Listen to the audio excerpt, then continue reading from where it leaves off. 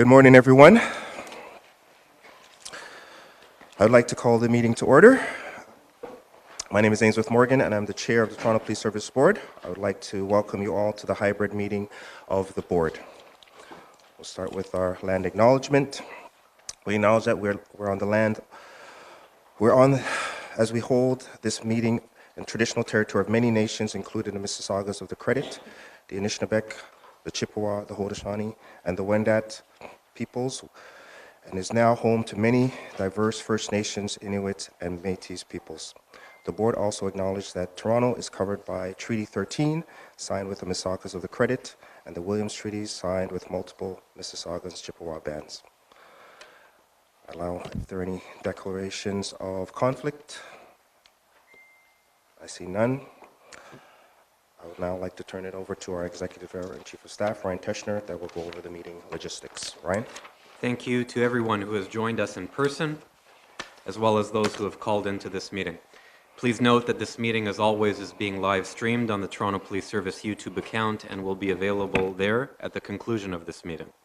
Joining us in person, we have Chair Ainsworth Morgan, Vice Chair Francis Nunziata, Member Lisa Kostakis, Councillor Vincent Crisanti, and Councillor Lily Chang. Joining us virtually is Member Ann Morgan. We also have members of our board office staff, Chief Demkew, his command team, members of the service, and of course members of the public, and I want to say a special welcome to the many mothers who have come here today, who we'll be hearing from shortly. Welcome. We have individuals who have registered to make deputations both in person as well as virtually on some of our agenda items. And as per our regular meeting process, deputations will be heard prior to the item being considered and discussed by board members. When it comes time to do a deputation, those who have registered will be called upon or brought into the meeting by our colleague, Dubuchanan Gisser. As always, deputants will have an opportunity to speak, followed by a chance for board members to ask them questions. And I'll turn it back over to you, Mr. Chair. Before we begin today's meeting, on behalf of the Toronto Police Services Board, I would like to acknowledge the passing of the Honorable David Onley on January 14th, 2023, at the age of 72. Mr. Onley served as the 28th Lieutenant Governor of Ontario from September 5th, 2007 to September 23rd, 2014. The appointment followed a distinguished career as a broadcaster. Mr. Onley was also a passionate and renowned advocate for the disabled community, championing issues of importance for many years and many substantial strides in his significant arena. He boldly advocated for a philosophy that true accessibility only occurs when disabled people can fully participate in the social, cultural, and economic life of Ontario. Mr. Onley was a courageous and positive force whose warmth and kindness was legendary. He was tenacious and driven, and there is no doubt that the incredible achievements he made over the years improved the lives of many people in countless ways. We join people across the province and indeed across Canada in mourning Mr. Onley's death, offering our sincere condolences to his family and loved ones. And we pay tribute to his remarkable contributions over the years. I would now ask that we stand for a moment of silence.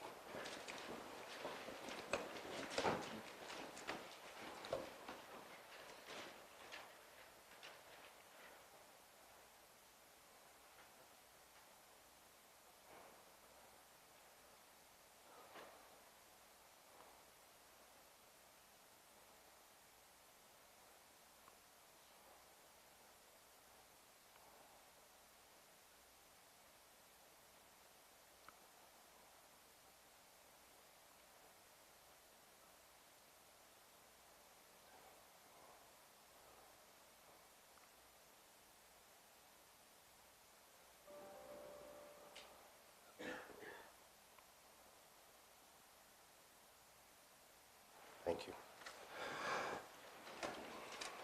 I'll now turn it over to Ryan.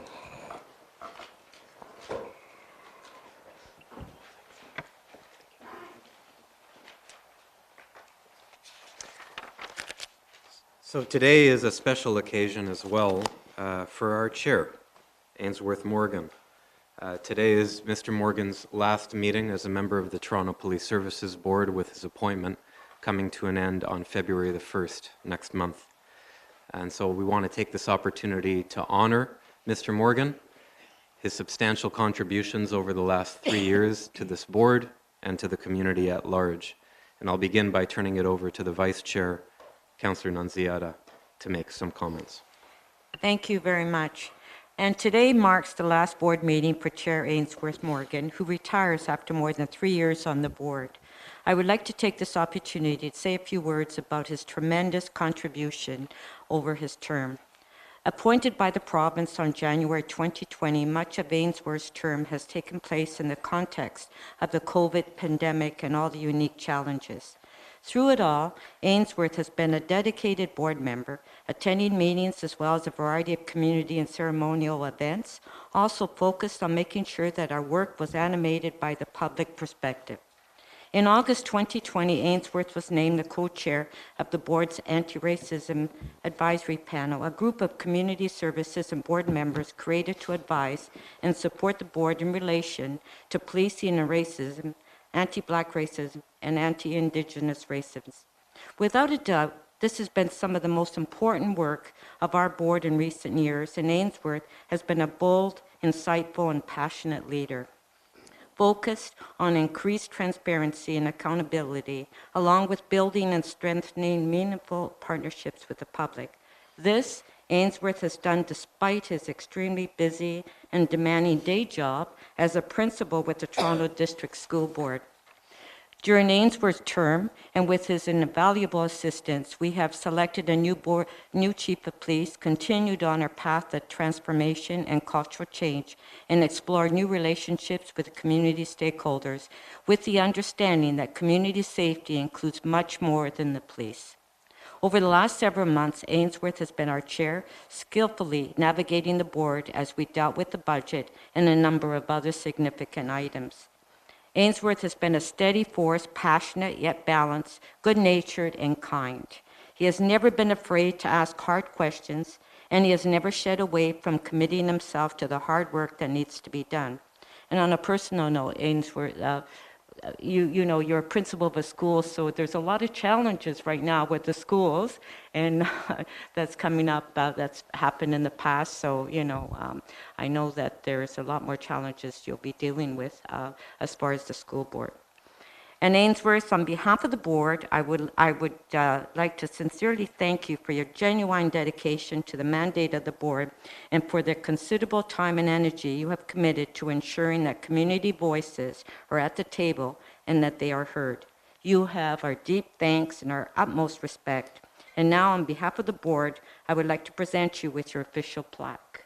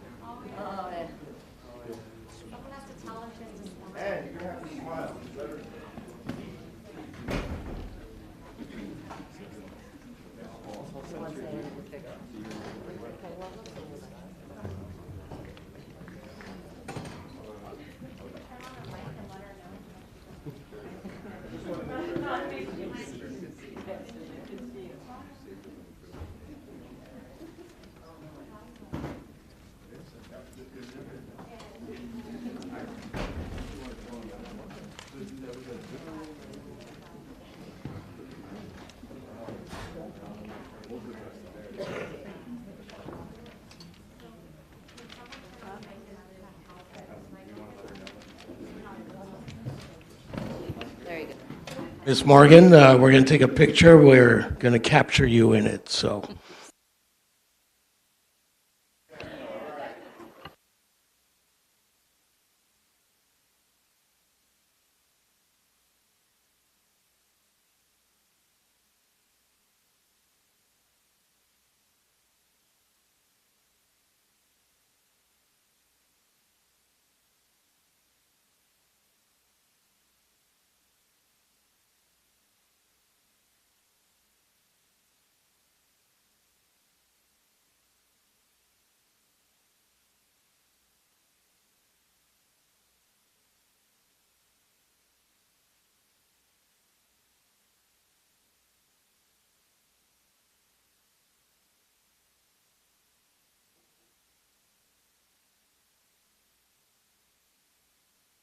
It is.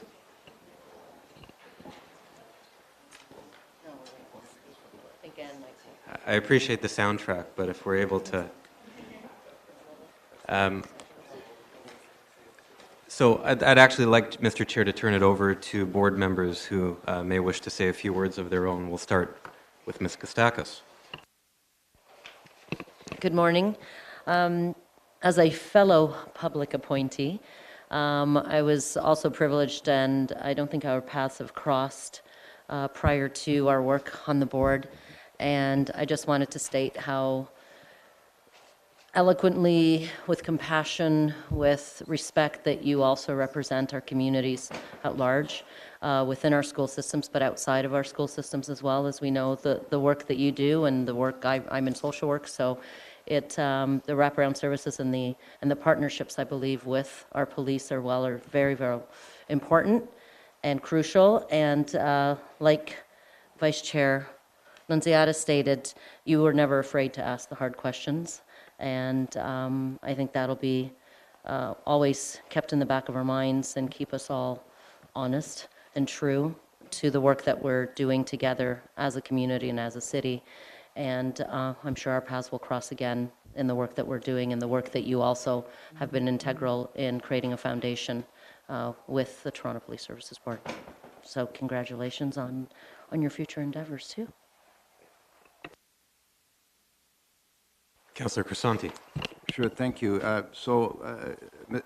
Chair Morgan, I haven't known you as long as some of the other members, but in the very short period of time that I have known you, obviously it doesn't matter if I'm impressed, but you've done a phenomenal job. Your dedication, your commitment is very evident in the work that you do. Thank you so much for your service, and I wish you well in your next chapter of life, and all the best. And we're really pleased that you've been with us. And again, thank you. Okay. Councillor Cheng. Chair Morgan, I'm saddened to see you go, and I'm very new, but I have been so touched by your warmth, your graciousness, and your humility. And I know that sitting on this board as a representative voice for the last 3 years has been not an easy role to play, and you have done it with great wisdom and care. So I too wish you all the best, and I do think that you carry some very important knowledge that needs to be passed on, needs to be shared. And so I hope that we will continue to see you and hear your voice and your wisdom shared because our city and our province needs you. Thank you. And Ms. Morgan. Chair Morgan.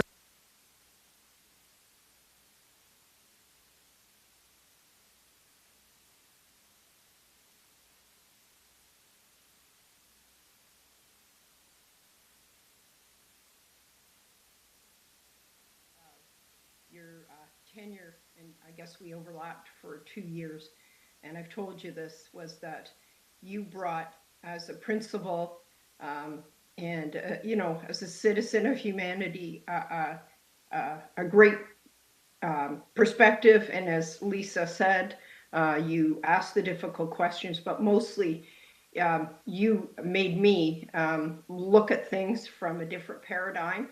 and it helped me to fulfill my role as a board member. So I wish you luck, and I know that in everything you do, you will do it splendidly, and I'm really honored to have met you.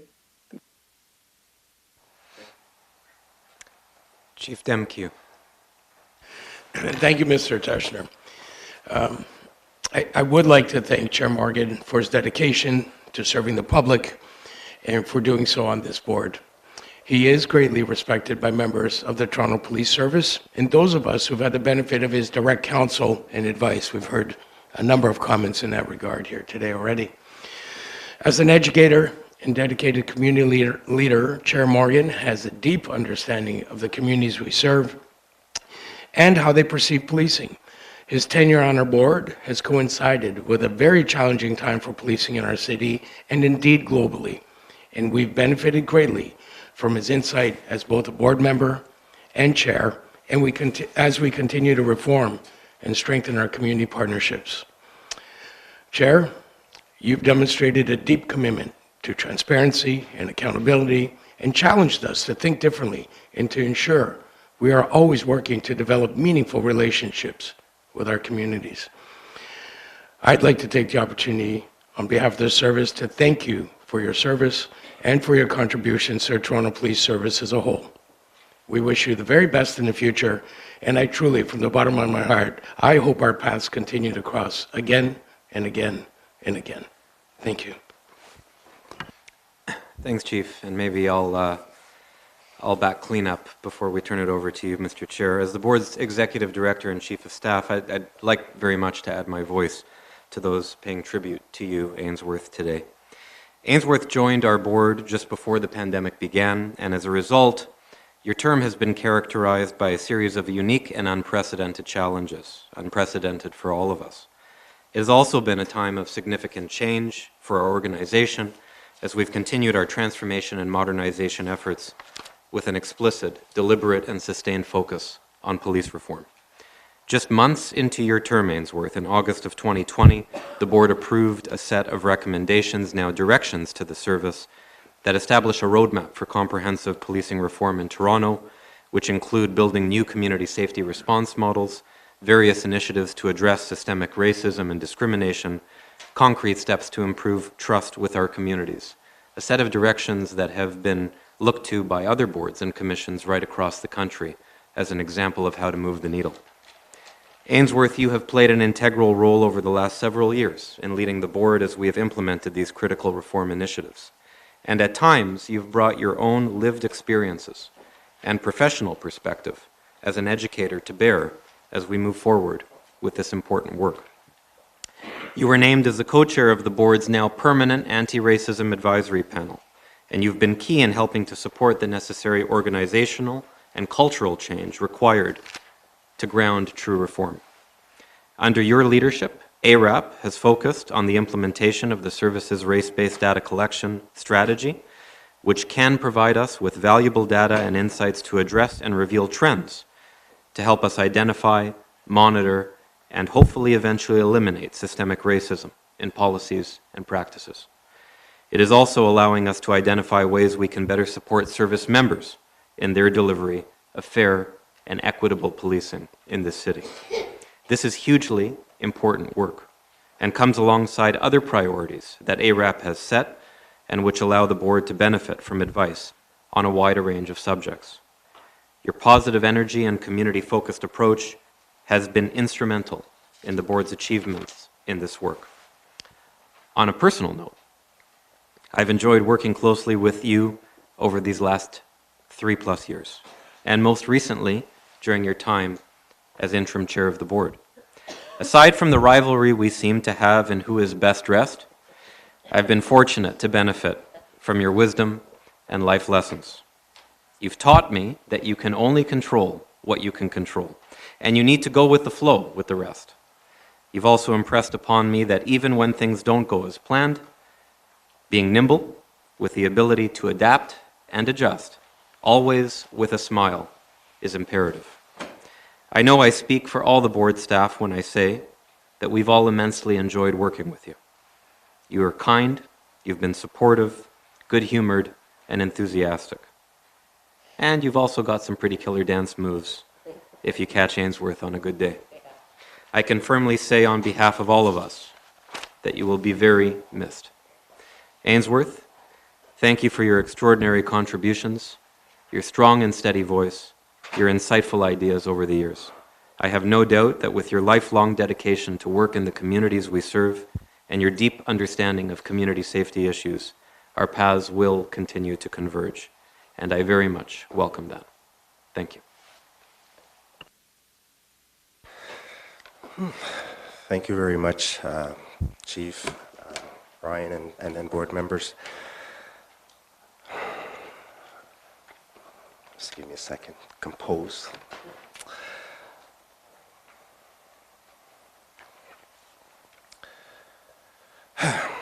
Okay. As today is my last board meeting, I want to take this opportunity to say a few words about my time here and the people I have had the privilege of working with over that time. As a young man growing up in Regent Park neighborhood, I was taught the importance of service and community.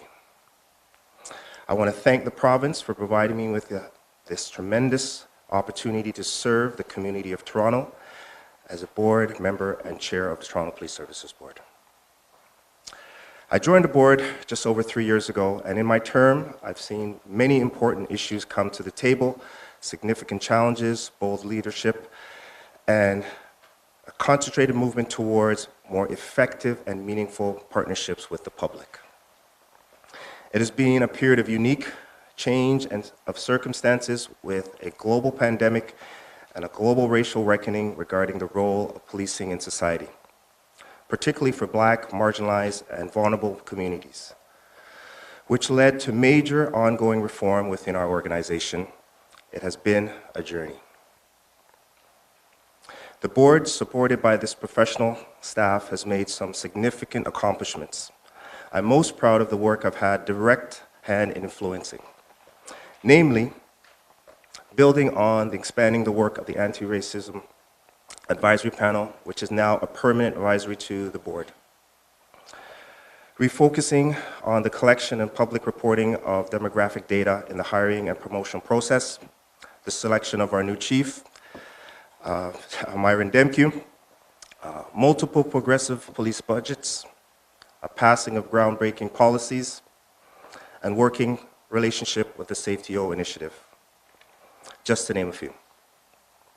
In my tenure, I have worked with 3 chiefs, Chief Mark Saunders, Chief Jim Raymer, and now our newly appointed Chief, Myron Demke. I've been continuously impressed with the extraordinary leadership. I've witnessed the clear dedication to our chief and command, the genuine passion to deliver fair and compassionate police service, and the progressive and visionary approach to community safety that our service has embraced. It has been a real privilege to work with a group of committed, bright, and engaged board members, including those sitting here today, along with a number of former board members, Chair Jim Hart, Mayor John Tory, Vice Chair Marie Molinar, former councillor and now MPP, Michael Ford, Councillor Mark Grimes, and Upa Chandrasekera. I want to also acknowledge the hard work and tremendous dedication to the board staff. They work tirelessly each and every day to ensure Toronto Police Services Board is a model of police board governance. Doobie, Sandy, Diane, Georgina, Ethleen, thank you. And a special thank you to Sherry. I echo what former board Chair Hart sentiments and being about your hard work. You are the right and left hand of the chair, so thank you.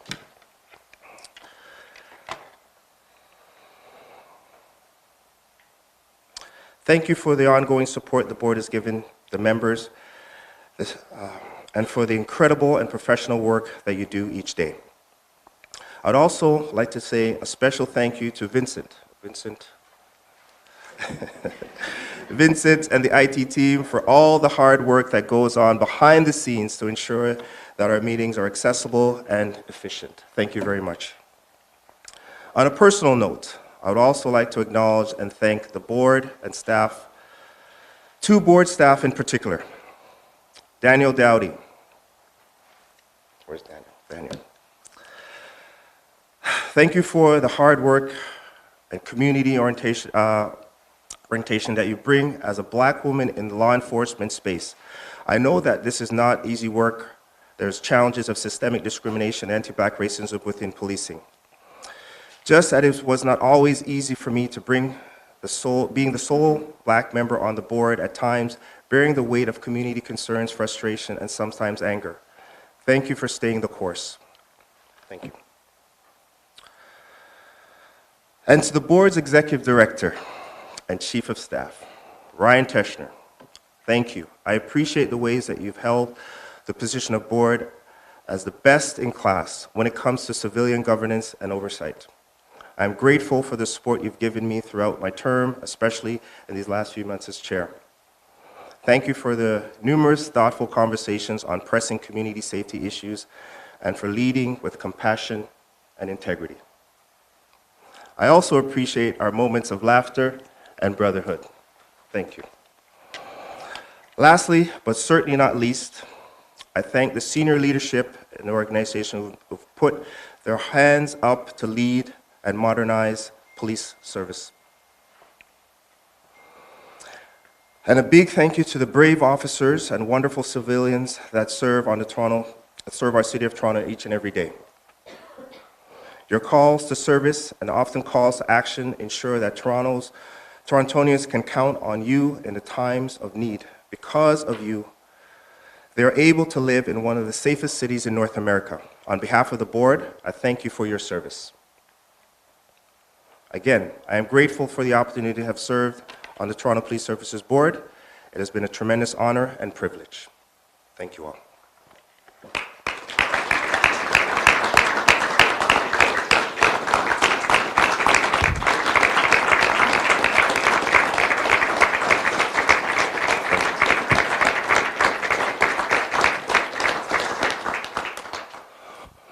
Okay.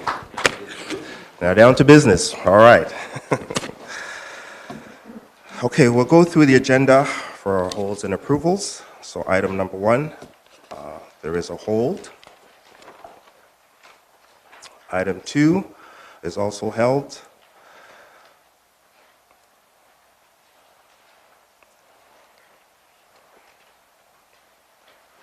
Item 3 is also held. We have item 4. Is there a motion to approve? Mr. Thankis, thank you. Seconder? Mr. Santi, all in favor? Okay, thank you. Item number 5, a motion to receive. Thank you. Seconder? Okay, thank you. All in favor? Thank you, Mr. Santi. Yeah. Just note that there's a written deputation by Ms. Corrado, so we want to thank her for her submission. Item number 6 is held. Item 7 is held. Item 8 is also held. And we will go back to the top of our agenda. And I'll turn it over to our chief for our monthly updates. Chief? Thank you. Good morning, Chair and members of the board. Today in my update, I'll be providing you an update in a number of areas. The Chair and I decided, first update will be about a letter that has been sent to the Prime Minister of Canada.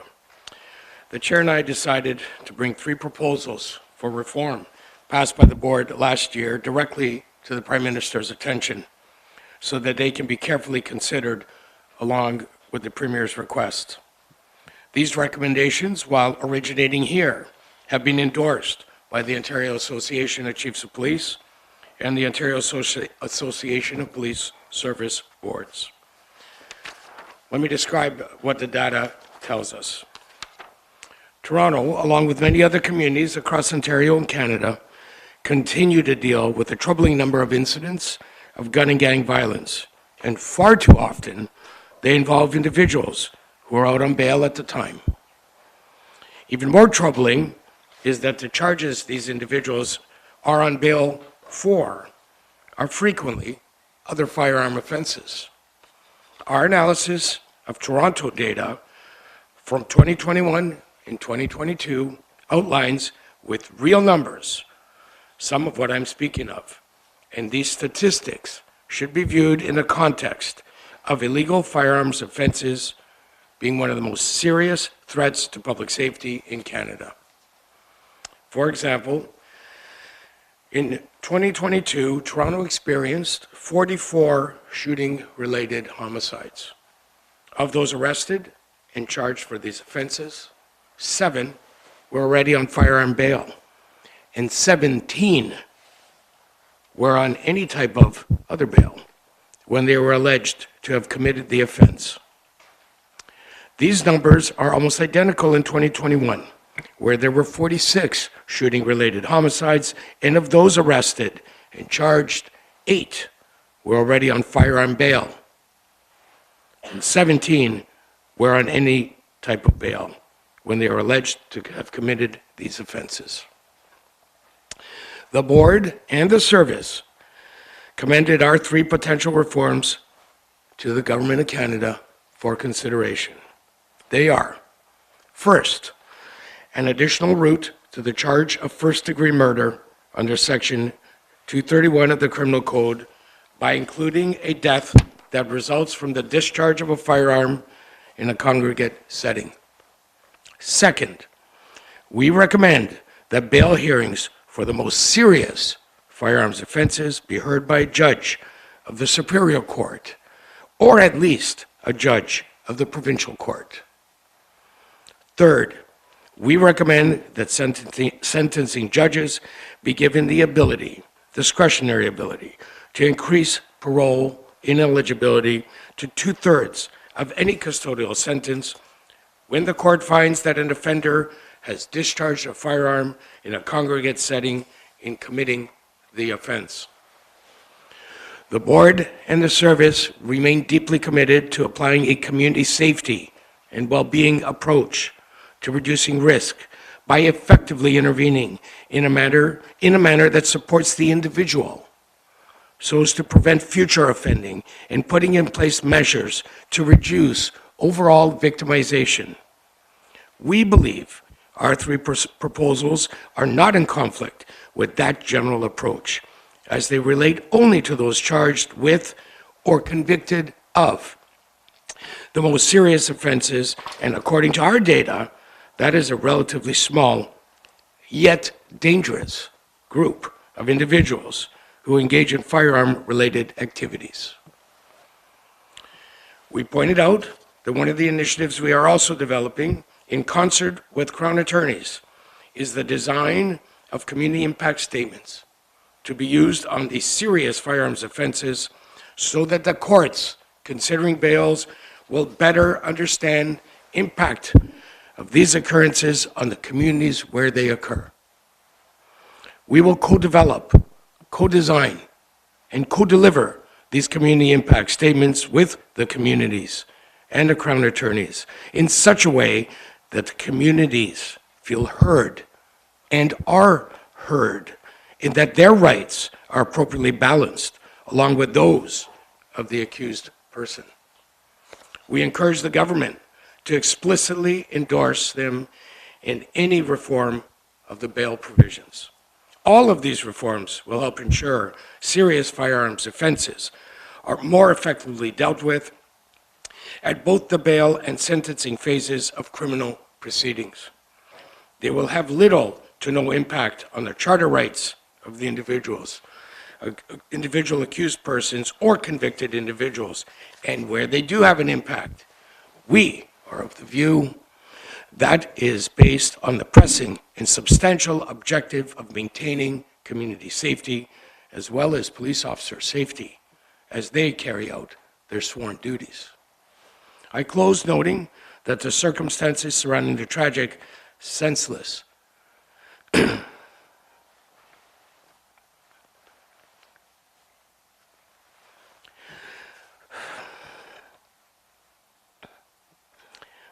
and preventable death of Ontario Police Constable Officer Gregor's Priscilla, regrettably, and most recently illustrates the need for these reforms.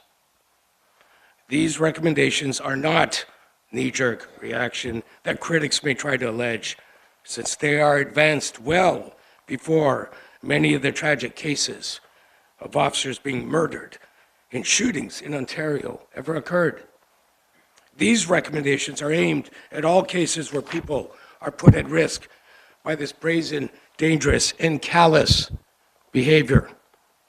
Gun violence and associated gang activity continue to be the most significant community safety concerns to the people of Toronto, and indeed for communities across Canada. This criminal behavior has a direct impact on victims, their families, and our neighborhoods as a whole. Most of our service witness every day the horrific, traumatic, and life-altering impact that gun violence has on communities we serve. My next update, Chair, is around the service's work on race-based data and the collection, analysis, and public reporting policy. As you will recall, in June of last year, the service publicly released its race-based data collection findings regarding the use of force in strip searches. As a result, the Toronto Police Service Board moved motions related to race-based data collection and use, analysis, and public reporting. The outcomes of the analysis of the 2020 data will serve as a baseline as the service continues to work on subsequent analysis to understand trends and changes over time, and to monitor our progress and the efficacy of measures introduced to eradicate systemic racism from our service. Detailed reports, videos, information about town halls, and the proposed action plan are and will continue to be publicly available. Since the public release in June 2022, the service has been working to explore and examine a range of action items and to establish new mechanisms to enable a deeper and continuous engagement of community members and stakeholders throughout the cycle of data analysis to action. Co-development, co-design of projects and initiatives that serve this purpose are vital to establishing collaborative models of service in our co-delivery of reform directions. I am readily aware of how important and significant this work is, and we are committed to being responsive and collaborative throughout. I am pleased to announce that many of our actions are underway, and as promised, the implementation of all directions on police reform is one of my top 3 priorities in engaging with our communities. Although we were prepared with an update for this meeting, we will be deferring our update to a future Police Service Board meeting. After consultation with the board and with the board's consent, we have determined that it would be more beneficial to bring forth a more robust report at a later date. In order to ensure meaningful consultation and collaboration, we need a bit more time. Public trust is a critical component of this process. There are invaluable initiatives that we believe are near completion, the results of which should be included in our update. For instance, I cannot overstate how significant our community engagements have been at our town halls. And for that, I wish to call out for recognition our CIO and command officer, Colin Stairs, and his team. Where's Colin? Oh, there you are. And his team. A town hall that was scheduled in the Lawrence Heights Community Center last night will be rescheduled as it was canceled due to the inclement weather we all faced yesterday. We also had a second town hall scheduled in the Lawrence Heights Community Center already for April 29th. The feedback garnered from the town halls and all stakeholders is vital to a more fulsome and complete report, which I will be looking forward to sharing in the near future. The next update I have, Chair, is on a matter of public interest, and that's the Hassani Ogilvy matter. I know the community finds this matter deeply disturbing.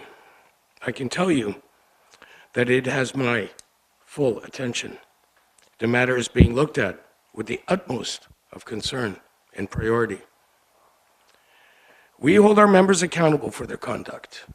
Indeed, this matter was investigated by our Professional Standards Unit, and as a result of that review, the disciplinary charges were laid against the 3 involved officers in the police tribunal, which is where our most serious matters are reviewed. I must honor that process and ensure that I don't say or do anything that may jeopardize the adjudication of this matter on its merits and according to law. The discipline process is public, and the public will be able to witness it as it unfolds. That said, I am resolute that we will respond to the family and to the public in the most appropriate of ways at our very earliest opportunity. I am committed to ensuring that these issues raised in this case that are already part of the public record are confronted and effectively addressed in a manner that ensures public input and advice and promotes the confidence of the people of Toronto in their police service. I want to express my full commitment and support of our Professional Standards Unit and all of the important work they engage in. I will continue to ensure that they have the resources they require given the significance of these responsibilities. I truly wish I could say more, but I am currently constrained. But as soon as I can say more, I can assure you I will. I'd also now like to update you on a 13th Division Neighborhood Community Officer Program initiative. Toronto Police Constable Rui Simos, a 14-year veteran, grew up in Oakwood Village, where he's now assigned as a neighborhood community officer. As mentioned on countless occasions by many community voices, the NCO program has emerged as one of our most successful and valued initiatives. Rui has taken full advantage of his role as an NCO by creating a youth soccer program called Kicks for Kids, which has thrived for the past 8 years. Every summer, 50 deserving youth participate in this 6-week program that runs 3 days a week. Absolutely amazing. Rui, along with a complement of other officers, provide guidance, instruction, and mentorship for youth in the program. All participants have benefited from the invaluable lessons on structure, discipline, teamwork, conflict resolution, and respect that the program offers. Many past participants have been eager to return and volunteer with Rui and his colleagues to give back to the program they have benefited from. The impact that Rui's tireless efforts have made on this community cannot be overstated. I have learned that what he has dedicated in terms of his own time and resources has far exceeded what would have been required of him to simply build and maintain the program. Officers like Rui demonstrate our steadfast commitment to our communities through outreach and relationship building. It is one of the many examples of the daily efforts undertaken by our members in working towards establishing and enhancing public trust, which I will bring to this board and to those listening every time we meet. Rui is living his childhood dream, working in the same community he was raised, where he lives with his family as a proud Toronto resident. I'd now like to share with you an update from an off-duty incident, which again demonstrates the incredible work of our members. I'm aware of a recent surge in our incidents of violence on our transit system. Like many members of the public, I want to make you aware that many of our members utilize the TTC for their commute and in their personal life on a daily basis. Our officers, as can be expected when off-duty, remain vigilant, knowing that at a moment's notice, they may be called upon to intervene and execute their duties to protect the public and ensure community safety. On Monday, December 19th, the very day I was sworn in as chief, Detective James Thompson, an 18-year veteran of our service, was in the midst of his commute on a southbound subway headed towards Toronto Police Headquarters. James, after hearing some sudden screaming and commotion, observed a female passenger with injuries bleeding from her face. After determining that another woman was responsible for striking the injured female with a large whiskey bottle, James intervened and effected an arrest, taking control of the suspect. He put himself in harm's way because that is his duty and his training. Although the suspect was agitated and had initially struggled with James, Detective Thompson was able to calm her down, effectively de-escalating the situation. It was later learned that the suspect, over the course of 45 minutes, attacked 6 other passengers. I commended him that very day, and I publicly commended him again. I commend him again today by sharing the remarks I made at that time. Quote, Detective Thompson represents the best of what our officers do every day, both on and off duty. It is through heroic actions like this and everyday interactions within our communities that we will continue to enhance public trust and create an even safer city, end quote. But let me speak more broadly on what we recognize has been happening in our transit system recently that you may have seen in various media reports. In response to a number of incidents that occurred on the Toronto transit system, we have been working with our TTC partners to explore ways to support enhanced public safety. Toronto police officers have been conducting high visibility patrols of the subway and transit system, working when possible with Toronto Transit Commission special constables, streets to homes outreach workers, and the Toronto Community Crisis Service. While we already have officers patrolling transit systems as part of their daily duties, we will continue to enhance our capacity by utilizing additional off-duty resources who will be brought back in on overtime. Transit commuters and workers will continue to see a greater number of police in and around transit property, and our patrols will continue while we work with our TTC partners to address the public safety concerns.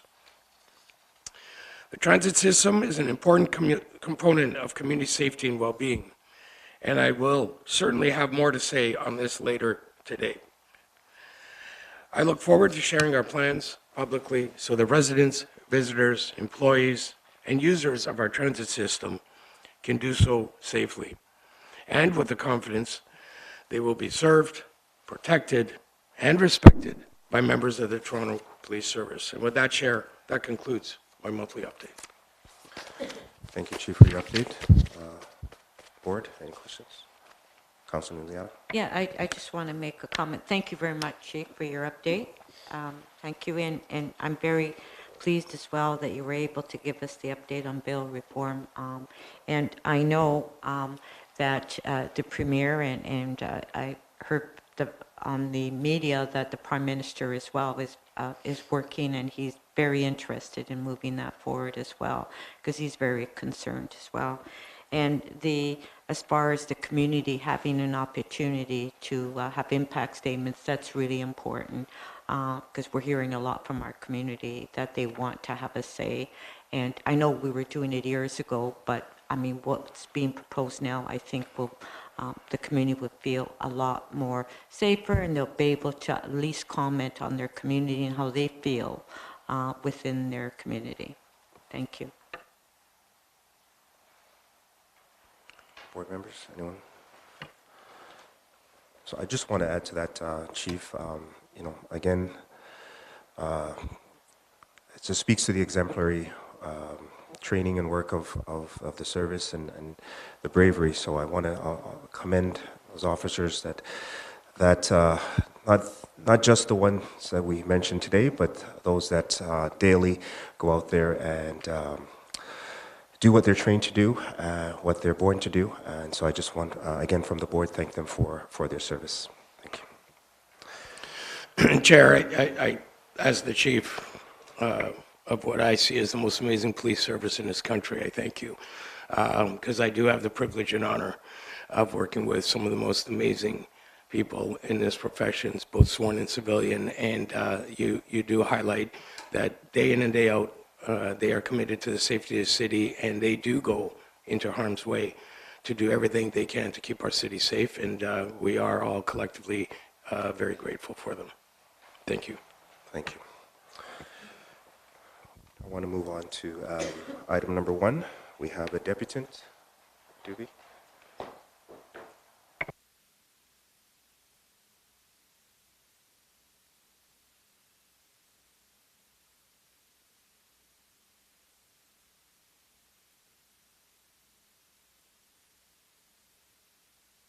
To you, Councillor Chen, for disturbing you on a point of order during the December meeting. I only wished to correct Chair Morgan's oversight, an oversight that I would have expected the board's executive director or the vice chair with years of experience to address, to correctly follow the process, which exists for good reason, the process whereby members of the public speak, board members then have up to 5 minutes to ask them questions. Then, after members of the public have all spoken, board members move on to questions of staff or the chief, then board members' comments, then motions, and finally voting. I had no intention to slow you down on your comments, and I certainly didn't expect my point of order to receive a response from Ryan instead of a response from the meeting's chair. Mr. Lagenfeld, it's Brian. We know that you haven't made your deputation yet, and you're next. We went out of order a bit. We will certainly come to you. Moving on, Councillor Nunziata, you raised at December's meeting the idea that you didn't feel that the public should use the words we use when addressing the board, and I can certainly understand that. But I'd just like to remind you that it's been almost 10 years since we all regularly started speaking at those meetings. The 10-year anniversary of Sammy Yatim is indeed fast approaching. And I would remind you that that concerns about how members of the public address the board were never an issue in all those years past. At that time, respect was received and given by all parties. And it is instead over the last 8 years or so, after certain people joined Toronto's police board, that mutual respect evaporated. And I would suggest to you that if you look at the board rather than to the public to try and understand why things stand as they do today. I know the majority of the public desperately hopes for a return to functioning government that respects citizens' fundamental rights to participate in their democracy. Then there are two other issues. The fact that the agenda was once again wasn't made public until 5 clear days before the meeting took place, or wasn't made public within 5 clear days of the meeting taking place. I don't know if you can see my shared screen here. The fact that the wasn't made public 5 clear business days before the meeting, as the board's procedural bylaws require. Instead, the public was notified at 1:28 p.m. the last Thursday that the agenda was posted on the board's website. 5 clear business days would have required that to have been before the end of business last Wednesday.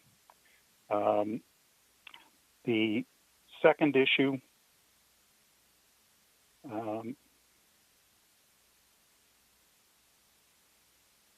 I'm not sure if my screen's still shared here or not. Anyways, the second issue is the board's January 12th announcement inviting the public to submit feedback on revisions to the board's use of force policy.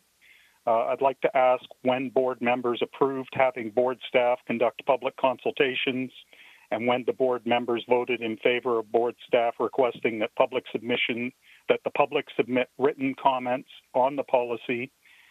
At which meeting did the board members vote to set a deadline of February 24th, 2023? I note that this isn't the first time that board staff became the recipients of information which they provided to the board in a summary form. And I know that in that case, not all submissions made by the public made it to board members. It very much seemed as if staff told the board only about public submissions that supported the outcome that staff wanted. As a result, there's a lack of public buy-in and the staff's recommendations taken up by the board.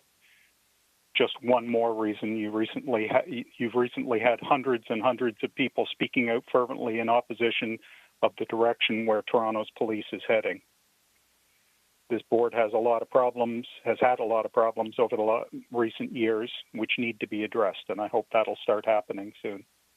I'll leave the issues of last month or the budget meeting of the beginning of this month and wish you well moving forward, Chair Morgan. Thank you. Thank you, Mr. Langenfeld.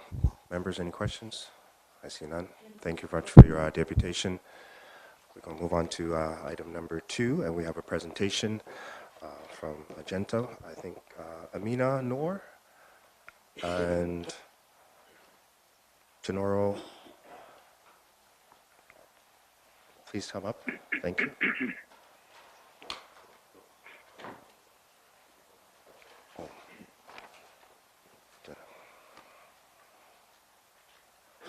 Sorry, just before we are present, as they're setting up, we'll just get a motion to approve the minutes. Seconder, all in favor? Thank you.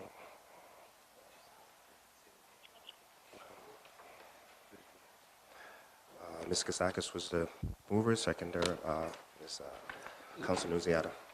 Ms. Kostakis moved. Councillor Nunziata second. Okay, thanks.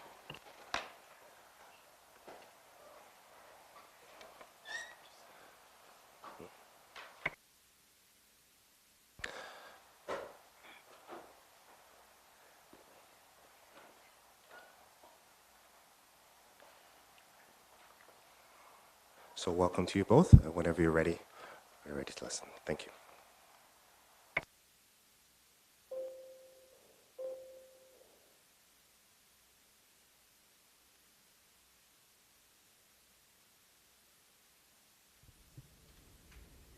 This is on, right? Is it?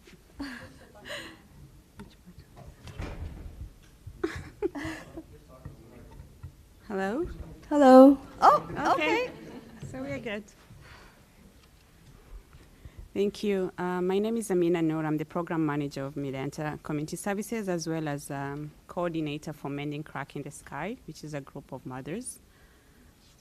And my name is Timiro Agane. I'm a youth justice coordinator at Medenta Community Services. I'm also a part of the MCIS Mothers as well.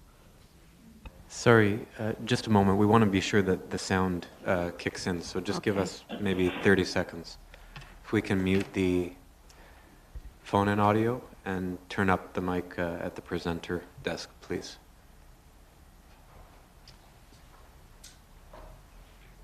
Do you want to give it a try? Sure. Yeah. Okay, go ahead. Sorry, Amina. Hello? There we go. Great. That's better. Thank you. Okay, thank you. First, we would like to thank the Toronto Police Board for this partnership and for giving us the opportunity to present today. Now more than ever, it is important to collaborate on issues of community safety and stay accountable, transparent, and engage with racialized communities in the City of Toronto.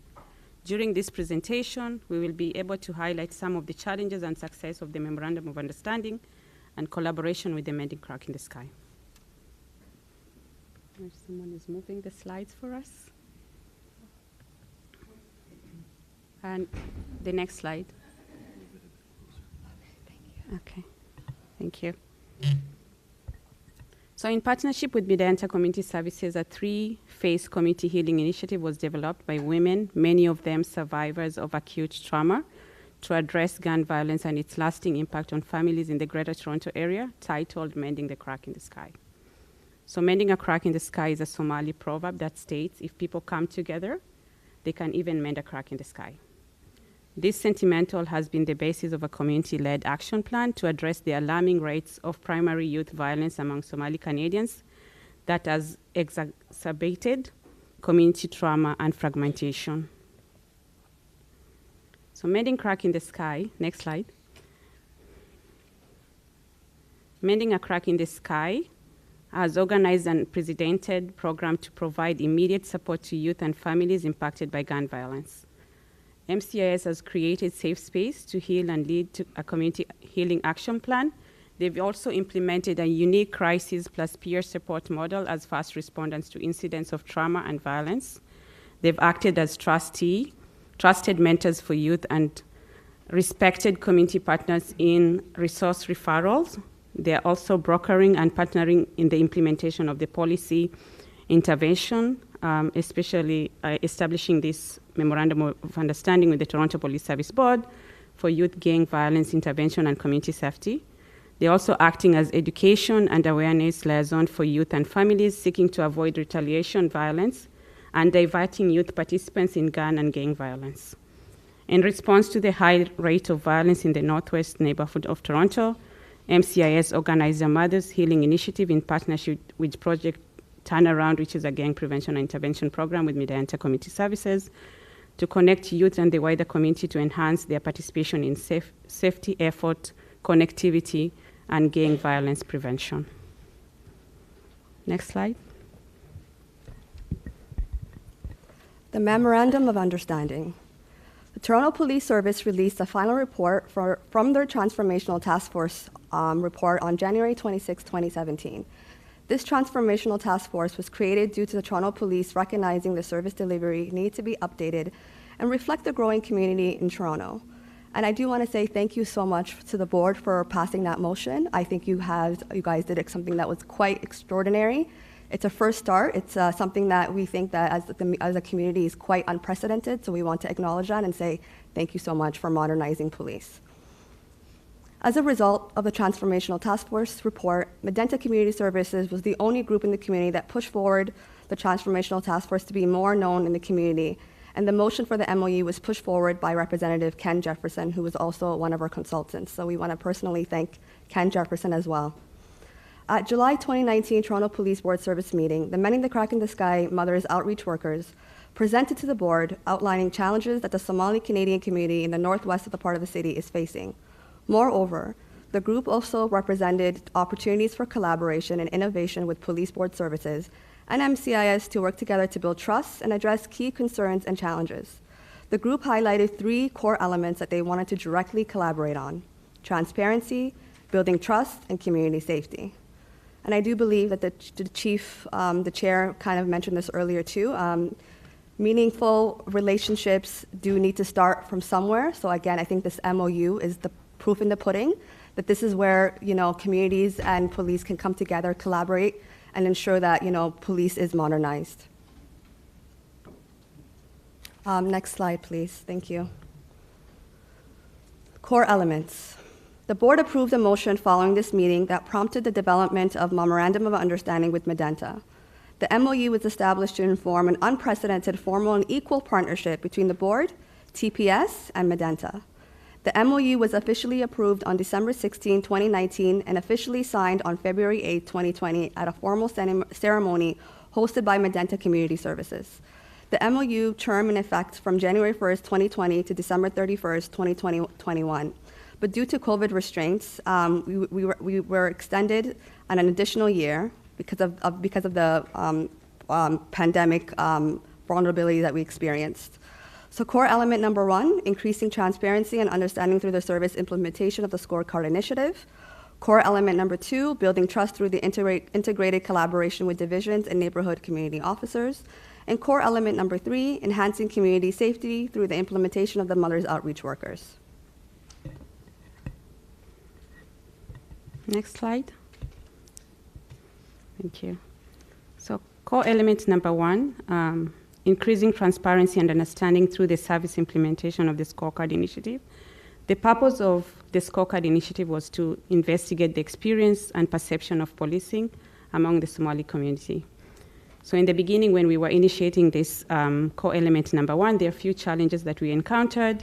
We needed to recruit or bring work out with outside academias to support the scorecard initiative. That took longer than we anticipated in the past 2 years.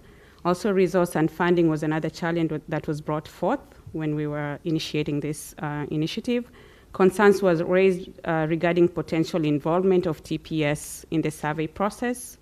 So we had to find a third party to carry out the scorecard initiative. We had to get a third party that was neutral to administer the scorecard initiative.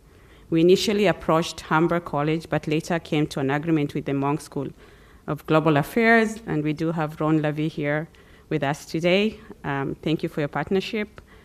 So the Ethics Board, also there was a lot of delays. As we all know, research and survey takes time, and process of ethics review is rigorous. Due to also COVID-19 pandemic, it slowed down the process of the research, as well as we all know in building trust, face-to-face discussion is very important. So Medianta had reached out to the Monk School of Global Affairs regarding the survey portion. They have collected a series of previous surveys to build a baseline and collaborated with the Research and Ethics Board at the University of Toronto to see what the budget would look like. U of T received approval to start from the Ethics Committee. The Monk School of Global Affairs will conduct interviews and focus group with community members, starting with the mothers. With the lack of existing research into the Somali community and relationship with the police, the Scorecard Initiative seeks to examine closely how the Somali community in Toronto has been impacted through years of violence and trauma. This unprecedented research will provide future recommendations and evidence for necessary improvement in strategy through the focus groups and one-on-one sessions. Next slide. Core element number 2, MCIS and the NCO meetings. I personally have a huge connection with this core element number 2. When I first initially started with Medianta, I started on a volunteer basis working with the moms. At that time, when we signed the Memorandum of Understanding in 2017, I wasn't actually a mom.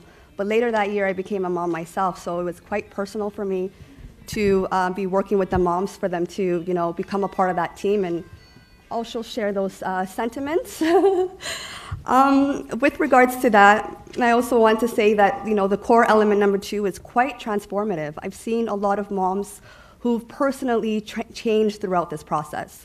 When they first started off with MCIS, a lot of them were frail, disengaged, scared, fearful, but nevertheless, they were always hopeful. And doing these NCO meetings proves to the moms that this in itself is quite transformative.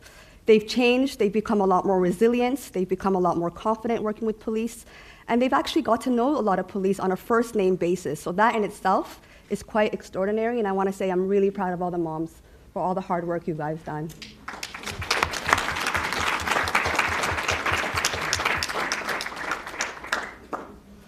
With regards to successes, the strengthening of the trust and relationship between the NCO officers and the community members at large was quite transformative. Learning about the various programs and services being offered in the diverse divisions by the NCOs was also very educational. Educational training was also conducted by TPS, which allowed for us to strengthen the knowledge and skill building for the MCIS mothers, and dialogue about trends, gaps, and violence prevention initiatives, which also foster trust building, was established. Sharing the latest news in their communities with the NCOs also improved better relations between the moms and the MCIS and the NCOs. Challenges. Trying not to inform the community members of the benefits of these division meetings and that they shouldn't have any worries or fear to attend these meetings. So that's one of the things that we found was quite a challenge. A lot of moms are coming with a lot of trauma, a lot of grief. However, like I said earlier, because they were hopeful, I think a progression is not something that happens overnight. It takes time, and the mothers do acknowledge that. They feel that partaking in these meetings can be a risk for them at times because it brings out their vulnerabilities, but nevertheless, they were always hopeful and ready to be equipped with the resources and knowledge sharing between the NCOs and the moms. In addition to that, success in building allyship between the officers and the community further shows the importance of having NCO meetings, as it is a great way to building trust. In conclusion, there is still a long way in terms of building trust, as long-term process, and it comes in one step at a time. Next slide, please.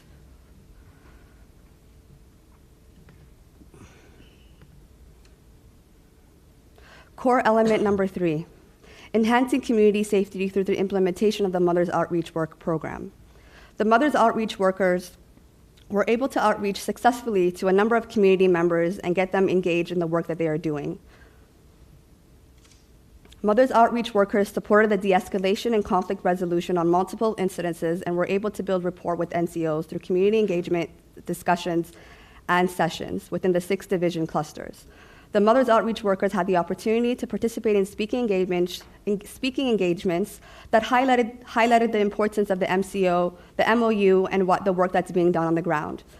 The MCIS, through knowledge sharing, were able to promote their intercultural dialogue and challenges with the NCOs as well. Challenges.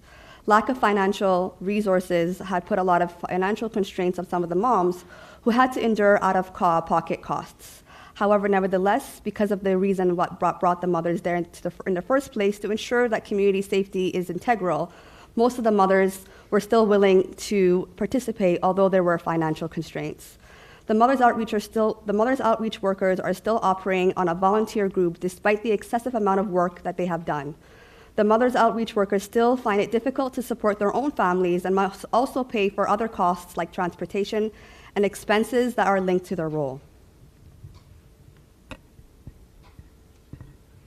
Next slide. Thank you. Just to recap on the progress and update on the scorecard initiative. So signing of the MOU gave the green light for the start of the scorecard initiative. Meeting with stakeholders and committee members to design a cultural sensitive and responsive research plan, and completion of design of the research project alongside the Monk School of Global Affairs. We are currently recruiting mothers around the GTA alongside the Monk School of Global Affairs to share their experience with the police. With the support of different partners and political representatives, we are able to give the community reassurance of the purpose of the scorecard initiative and how it will benefit the Somali community for this unprecedented research to be available to the public. We are accountable to report back to the community the finding of this research. The next step, setting up dates for focus group and one-on-one interview being conducted by the research group at the Monk School of Global Affairs. Next slide, please. Testimonials from the Mending the Crack in the Sky project. Testimonial number 1. There was an incident that involved a family that had called police to report a missing child. When the police arrived, 30 police cruisers attended the residence complex. When police approached the family dwelling, police were able to identify some of the MCIS mothers who were also present, providing community supports to the family. Subsequently, a mother from the MCIS group was able to intervene and provide translation services between the police and the family. The MCIS collaborative approach and working relationships with NCOs played a role in bridging the communication between both parties. The family had, prior to police arriving, mentioned that they did not feel comfortable talking to police because of the past negative interactions. And despite these grievances, MCIS mothers provide the family reassurances that they have a great working relationship with NCOs and ensured a respectful interaction would be experienced. Next slide. So the second testimonial was from one of the members of MCIS called Monira. Prior to working with NCO through the NCO committee meetings, I never had positive relationship with the police. Whenever I interacted with the police, it was always a negative interaction. I was never comfortable meeting officers or getting to know officers. It was difficult to even start sitting on MCIS meetings with the NCOs, of course, at the beginning. Initially, I felt that the officers were only there for information gathering, but the more I attended and the more I got to know the NCOs, I understood that they were there for us and to support us. Next slide, please. Looking towards the future. The work of the Mothers Outreach workers and the Mending the Crack in the Sky team has shown the clear need for the work that needs to be done in the community. This unprecedented model has been tested and proved to show the impact that it has done upon the Somali community and highlights the needs that the program needs to continue. While COVID-19 pandemic did put constraints on the work able to be done in person in the community, the mothers worked tirelessly to help bring grief and trauma counseling and support to the community in need. This period of time also showed the determination of the MCIS team to follow through with their commitments to the goals of the MCIS project. Looking towards the future, the work of the MCIS mothers will only continue to grow and expand as more connections are formed with not only the community and officers, but other stakeholders as well. Because of the success of the MCIS model, Medenta received inquiries from many states and cities that would like to replicate the model because of the success and the successiveness and the the success that they achieve through the community policing and collaborative approaches. So once again, I want to say congratulations to the MCIS mothers for doing something that's been unprecedented in the community.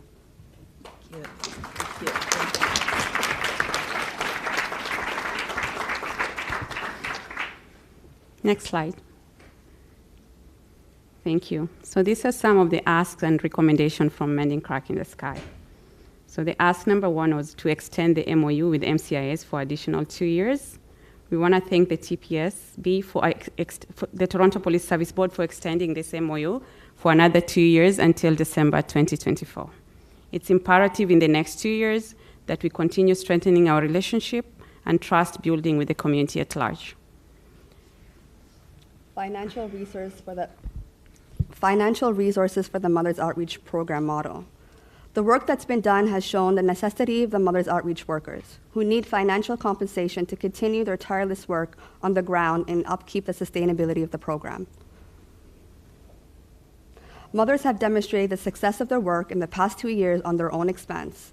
Outreach workers is important to have and funded, has its proven success in the work that they're doing in the community. They have demonstrated value despite not having allotted resources. This is not a proposal of what they are doing, but what they have done. It's very challenging to do this work in the community, and given that this partnership, we're hoping that some of the funds can be allotted to support the work that the mothers are doing on the ground. This is an unprecedented concept model that the Mothers Outreach workers are conducting in the community.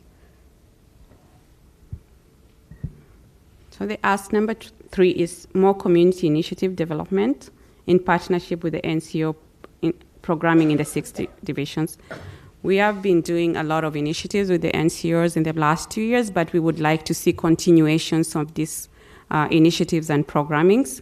We believe that establishing a positive relationship between police and youth at risk will strengthen the relationship between the community and the police and help build awareness, respect, trust, and empathy between police officers and youth. By engaging in program collaboration, we'll foster a positive relationships and build mutual respect and understanding that strengthening our community will lead to education and career opportunities, and will also increase interest in youth pursuing careers in law enforcement due to the partnership collaboration. Program delivery will further increase community safety while supporting young people to reach potential opportunities. I think that's the end of our presentation. We want to thank you again. Thank you very much for giving us the time to highlight the importance of the work that the MCIS mothers are doing. Thank you very much. Yeah. You have service. Thank you very much. We are just going to turn it over to the service. We have a presentation. Yes. Good morning, everyone. My name is Leanne Kozeski, and I'm the unit commander of the Community Partnerships and Engagement Unit. The MCIS mothers work closely with members of my office who are part of the MCIS project team. The officers at the Community Partnerships and Engagement Unit help coordinate the TPS role in the partnership that we are reporting to you this morning. In keeping with our memorandum of understanding, it is about mutual collaboration by both parties for improved community engagement, trust, and ultimately working together for safer communities. I have a series of 4 slides to supplement what has been presented this morning by our partners. These slides are from the dashboard and capture some key milestones in our work. This is a dashboard that can be located on the TPS Analytics and Innovation website with my team at the Community Partnerships and Engagement Unit being responsible for the updates.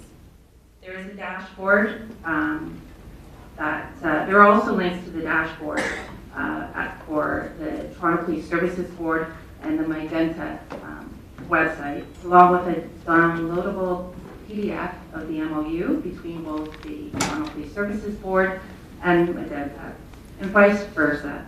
The information is also located on the Toronto Police Services Board website with links for the Toronto Police Service dashboard. So Pillar 1 of the dashboard speaks to the progress of the survey and scorecard which was previously presented by the mothers in their work with the Monk School of Global Studies. So on the next slide, Pillar 2 of the dashboard speaks to the collaboration with the 6 divisions in the northwest of the city. MCIS and each division meet monthly to discuss the critical incidents, programming, and plans that was already discussed today. These meetings have been held virtually, but we're moving and transitioning to an in-person platform.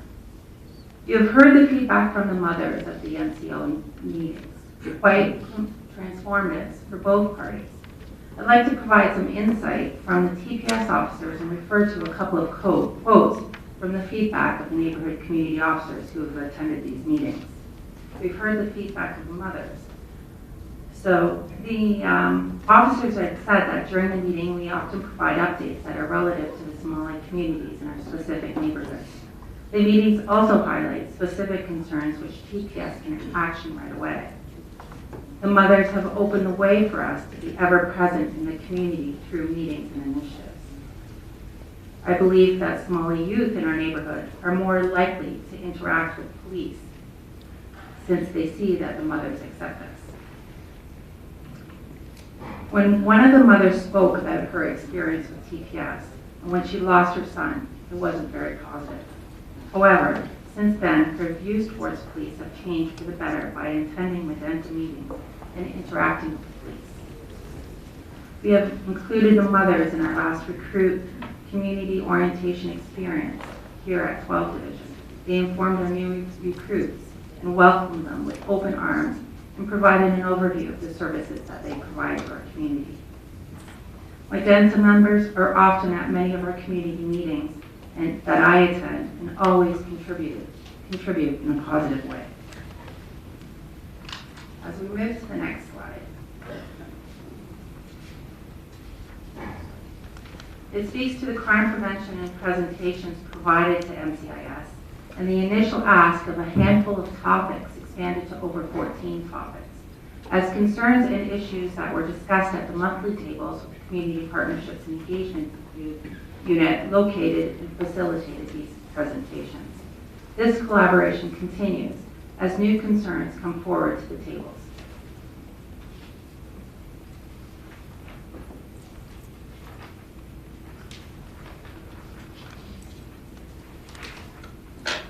So if we look at some of the topics there, they include youth employment presentation, neighborhood community officer program, police powers of arrest, detention and rights, know your rights. All of these topics are really quite pertinent and important to both parties.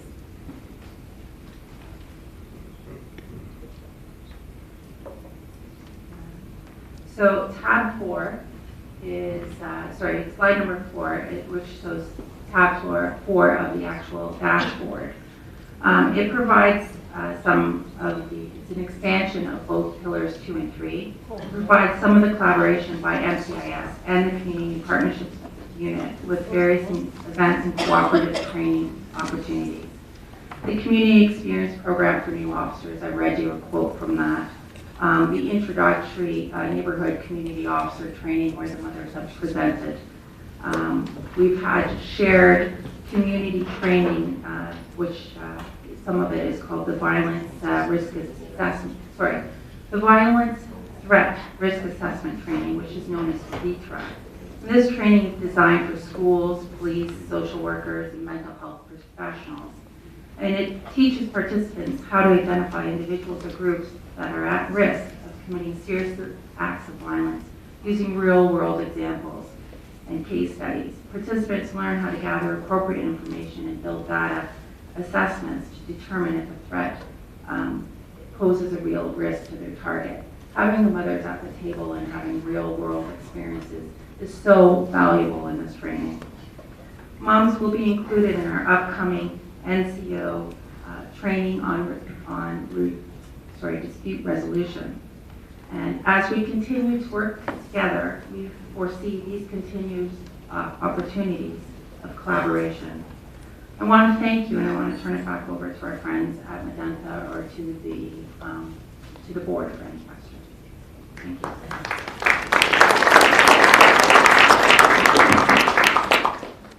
Thank you. I would now like to welcome Ron Levy, the Director of the Global Justice Lab and Distinguished Professor with U of T's Monk School, will briefly describe the research proposal.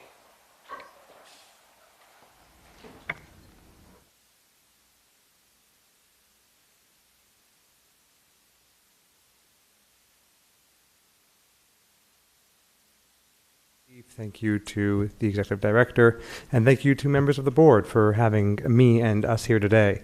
It's an honor and a really, I mean, it's overused, but it's an honor and a privilege to be here today. These are mothers who contacted the Monk School and in turn me through the lab that I direct to work with them on issues involving what we call at the Monk School stress and justice systems. And the stress that they experienced was stress around the issues that you're all talking about. Stress and issues of violence, stress and issues of their communities, stress and issues of relationships, and stress in even what it means to think about community safety and what that is for the mothers in the room, what that is for members of the community, and how that aligns with the thinking of the board and of the service. And so it really is an honor to be here today. I think what I'm being asked to do is to tell you a little bit about what the research would look like and why we'd be interested in being involved. As I said, we're interested in justice systems under stress.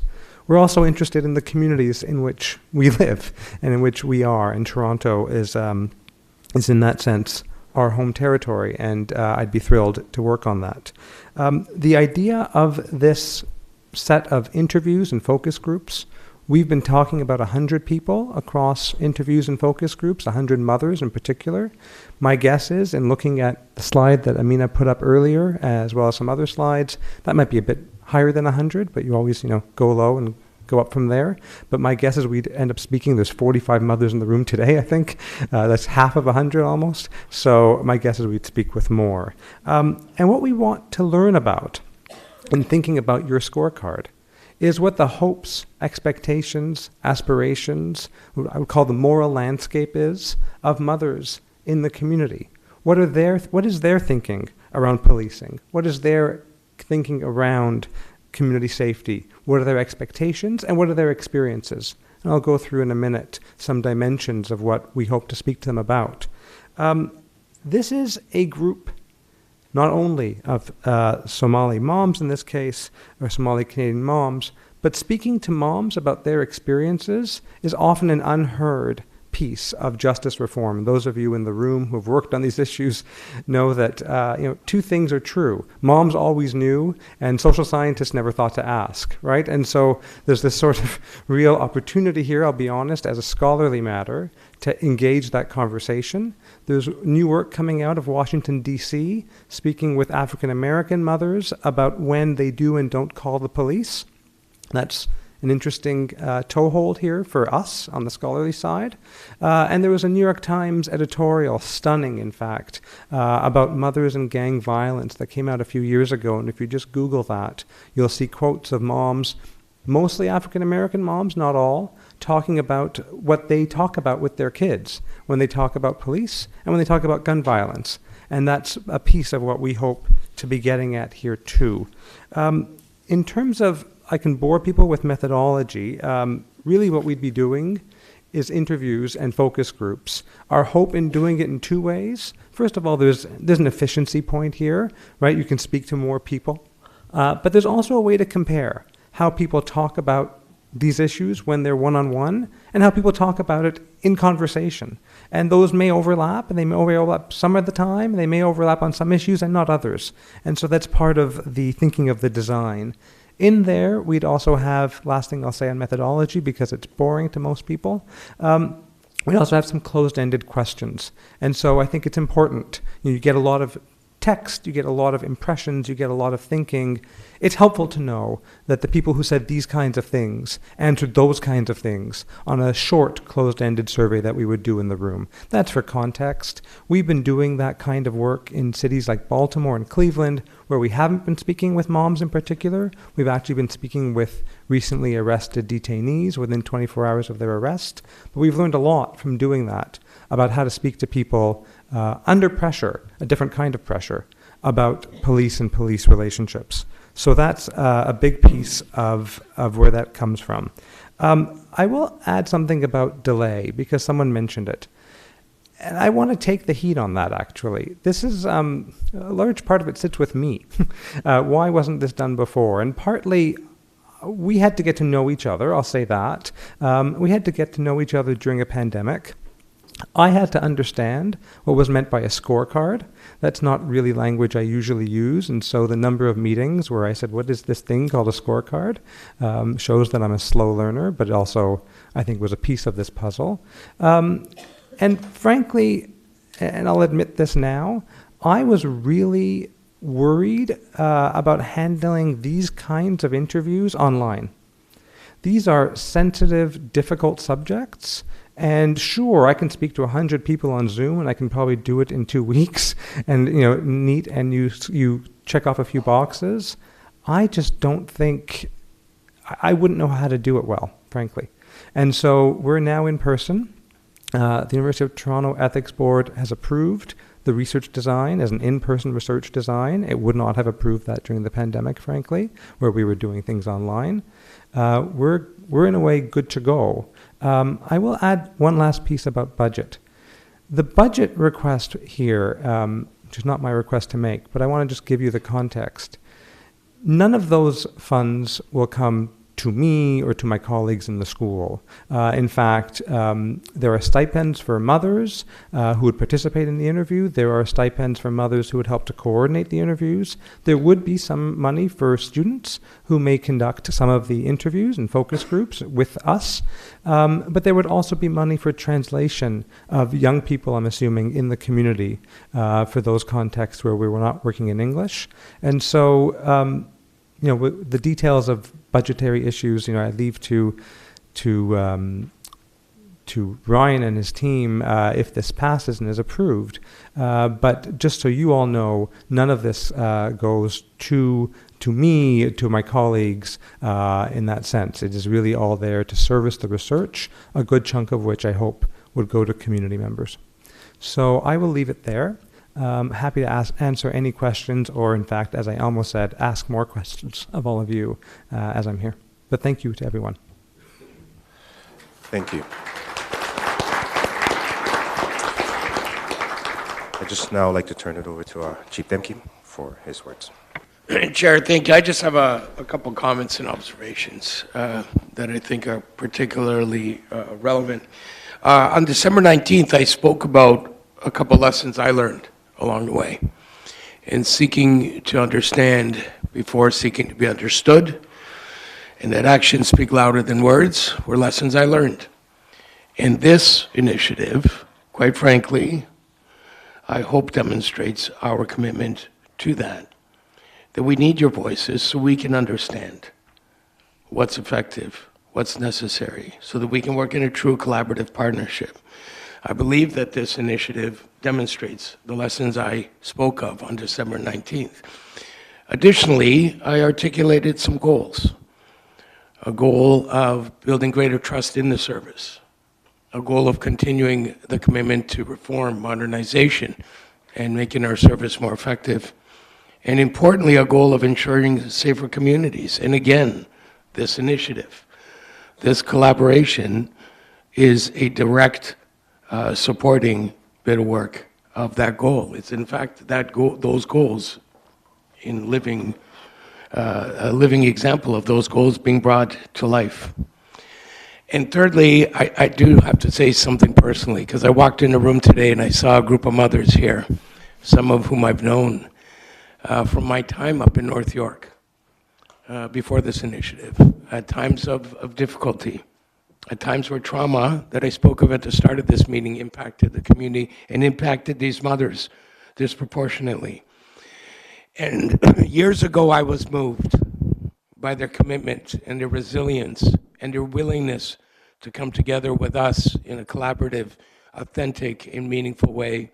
And when I walked in today and saw some familiar faces that continue the commitment, that continue their resolve to make life better in our communities, to make things better where the impact of the things that harm us are felt the most. I was absolutely gratified and incredibly exhilarated by seeing all of you here today and the familiar faces from the past. And I truly look forward to the continued commitment and continued engagement we're going to have together.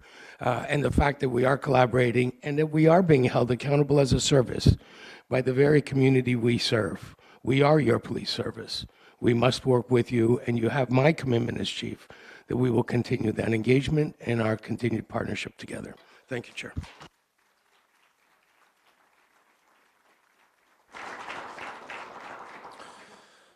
Thank you. And now I want to open for any questions from Mr. Sakis and then Councilor Nunziata. Okay. Good morning. So in my daytime job, I call it my real job, I'm a social worker the last 35 years and worked in Scarborough Region Park in just the last 16 years in north of Etobicoke, south of Etobicoke, and now I'm up at Jane and Finch, so we can have full circle. And worked primarily with a lot of children and youth in our communities, and was part of the Somali Liaison Committee with 23 Division 10 years ago when we had that big flood, and we did a lot of work down in, and I know it's question period, I'm leading to it, this is just a preface. And we had established, and it was together with 23 Division, plus our community members and the mamas, and Somali mamas are Somali mamas. You don't mess with Somali mamas. And we established a computer room. Everyone was helping each other in the relationship. So 10 years forward from 2013 when that occurred, and probably 30 years forward from since I've started my career, and these issues still continued and existed. And I have a couple questions, sorry. So have you seen an extreme difference or movement of not just the mothers, because the mothers have the platform, have the voice. What about our youth, though, and your children, have they embraced these partnerships and how they perceive the relationship with the police and the safety in our communities? And then I'll lead to the next question after. Has that improved, or is it the same? There's obviously still challenges, which you've mentioned. But can we look at something where we can build on in the improvement of that and the succession of our own children and youth continuing and being able to have the voice on these platforms?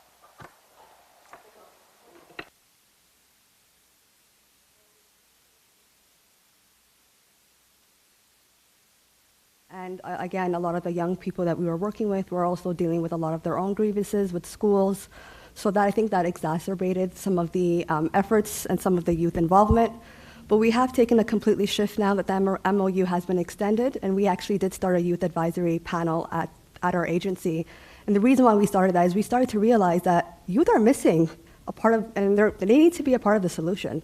And I find that, we do a lot of talking for youth, but we don't give them an opportunity to also bring their voices, bring their grievances, bring their insights, bring their solutions. So we decide that, we are going to embed a youth voice within the NCO meetings moving forward. That is something that we are going to be incorporating. Some youth have come forward and said, again, being in these NCO meetings has, even for themselves, been transformative, because at one point they never thought about policing, but because of this relationship building and this trust building, now they're considering joining the force. So to us, that's a positive. Yeah. And we think that this work needs to be continued, because I do believe that more youth will come forward and also show interest in joining the force. Also, we ran a number of initiatives actually with the youth as well. We did, in partnership with the NCOs, we had a case wellness workshop with Officer Alfonso Carter.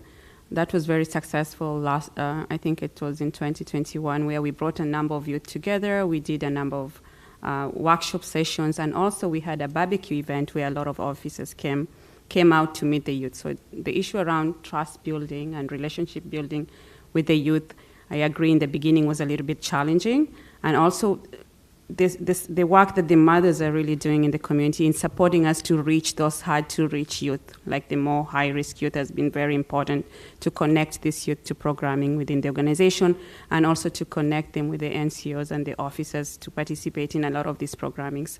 And that's why I highlighted the issue of having more continuous initiatives and programming to support a lot of the work that we are doing and to engage more the youth. we know a lot of the challenges when it comes to our youth is the lack of enough opportunities to support the youth that we serve in the northwest of Toronto. So lack of enough resources and opportunity really disengages the youth to participate in a lot of programming unless they see that there's something in return, like in terms of getting opportunities or getting employment or something. So we are trying to incorporate all those programmings within the support and the programs that we do in collaborations with the NCOs. And that's why we are emphasizing to have more partnership and collaborations. Thank you. That was going to lead me to the next phase of the collaborations and initiatives.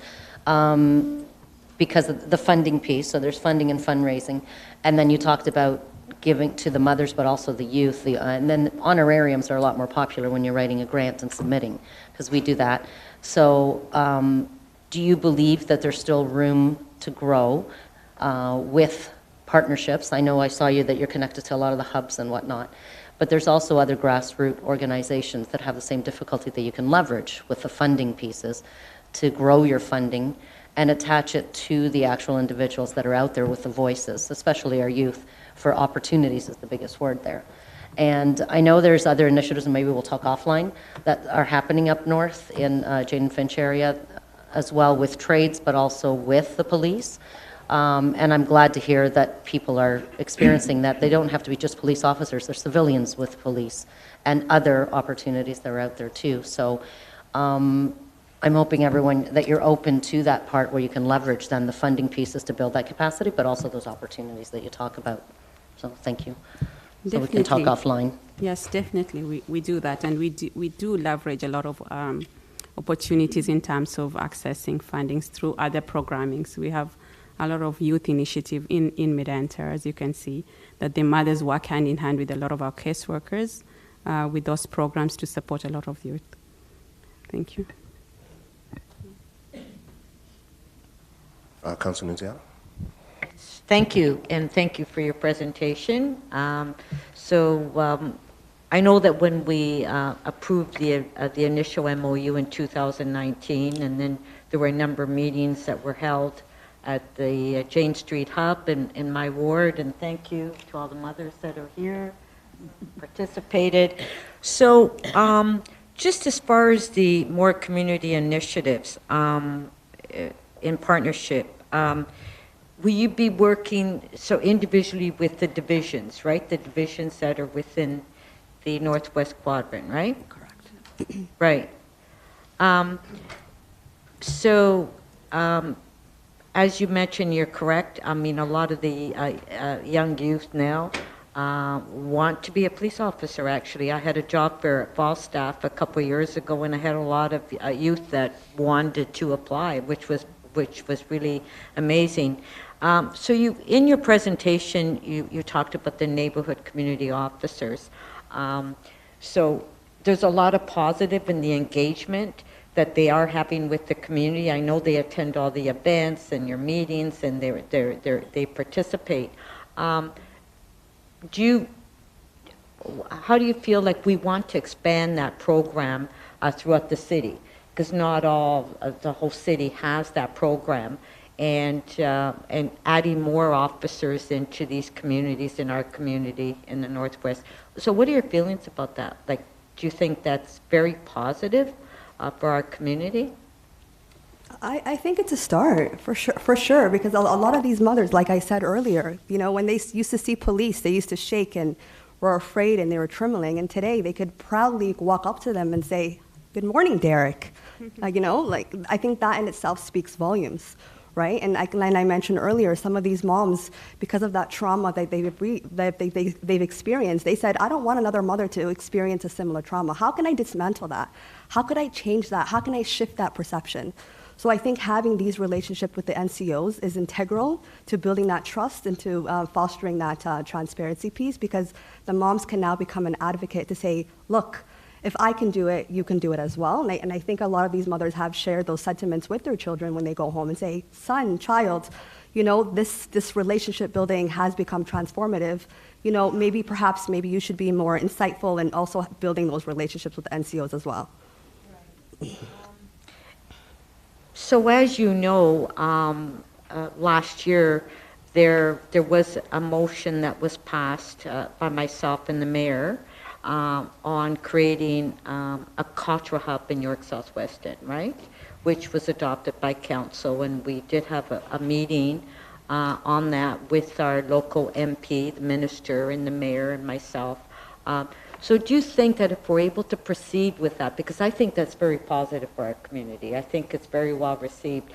Once we're able to get to focus on exactly what services we want in York Southwestern, would that be an opportunity as well for the community services that you can work within that group?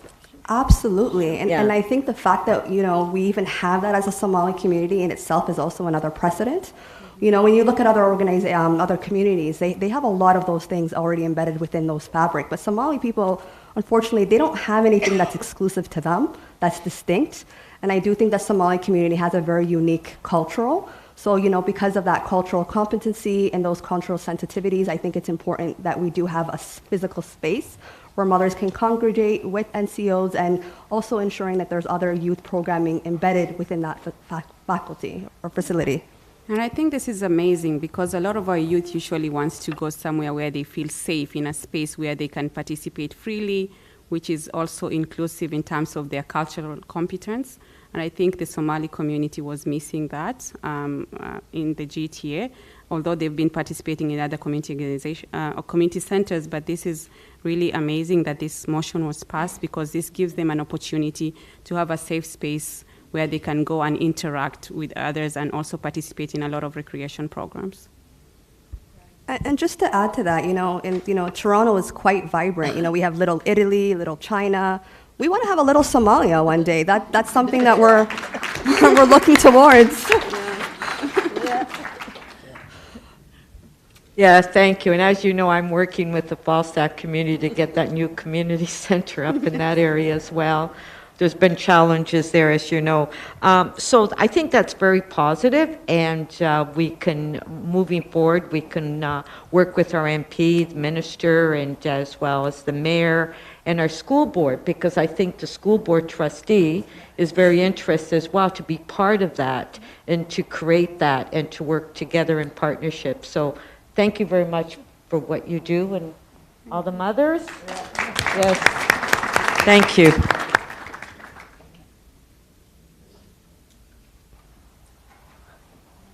Councilor Crescenti. Oh, sorry. Thank you, and I just want to say moms can change the world. Something I really believe in. Thank you for being groundbreakers. Thank you for taking your pain and turning it into something that that brought you together, and that you are truly mending the sky together, and we are witnessing it. I have some very practical questions because I want to see this grow. I think this is really important work that you're doing, and I think we need to figure out how to make this sustainable. So how many mother outreach workers are there? Sorry if this is you don't need to, this is not a quiz. If you don't know, you can say, we can chat about it later. Just a ballpark. We really, the mothers have really mobilized in all the 6 divisions. So they appointed 2 mother outreach workers in each division to support with a lot of the initiative there, like resource support, peer support, and crisis response. So the community reached to those mothers who have been appointed for different divisions to really support in those. So with the 6th division, we have at least 12 appointed mothers, but we do have the other mothers who are supporting with the outreach as well. So those are the leads, and then we have mobilized a lot of, I think we have over 200 mothers now working with our group. Wow. Okay, And how many hours a week would you say, your mom workers are dedicating to this? To be honest with you, I don't think we can put a time frame because, when crisis calls in at 2 a.m., their mothers are answering those phone calls because they know how it feels to be on the receiving end and not have no one answer. Right. So, yeah. Yeah, the mothers really work around the clock. Like they meet every Saturdays on community safety meetings to discuss issues on those all 6 divisions. So like Timiro said, we cannot really put a timestamp because they are on call. Right. So whenever a crisis erupts, and not only crisis, they are there to support other families in navigating like resources within the system, working with some of our caseworkers internally to support a lot of those youth who are struggling in the community, as well as mothers who are facing violence, or their youth is really struggling in connecting to resources and escorting them to services. What kind of training has been provided for, because you're standing in the gap at very critical moments, so what kind of training have you been able to gather for these moms, and what kind of training would you like to see moving forward? So we've been really working with the crisis response team as well with the City of Toronto. So they provided a number of trainings with the mothers in terms of crisis approach and de-escalation training. As in Mid-Anta also, we did a lot of skill building training in terms of the communication or on system navigation and service support with the mothers. And I know we've seen just the dashboard with a number of other presentations and training from Crime Stoppers and other topics that were presented around mental health and addiction issues, and a lot of training that I cannot name all on top of my head, but there's been a number of trainings that the mothers have been doing, and every Saturday we do present them with speakers from different, to do different presentations, and also in person. Every Thursdays we meet at 1652 Kill Street Herb, where they have a healing circle, so they have an opportunity to get trainings in that space and also support each other in terms of the healing process. Yeah. So you are building an army of 200 moms through training, healing, gathering. That is incredible work.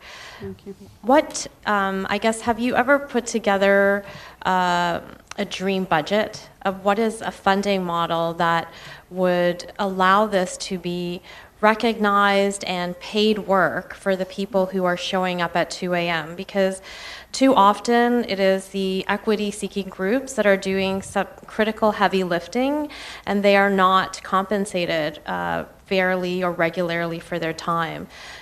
Is there a budget that you have put together that would allow this to be recognized work for your community?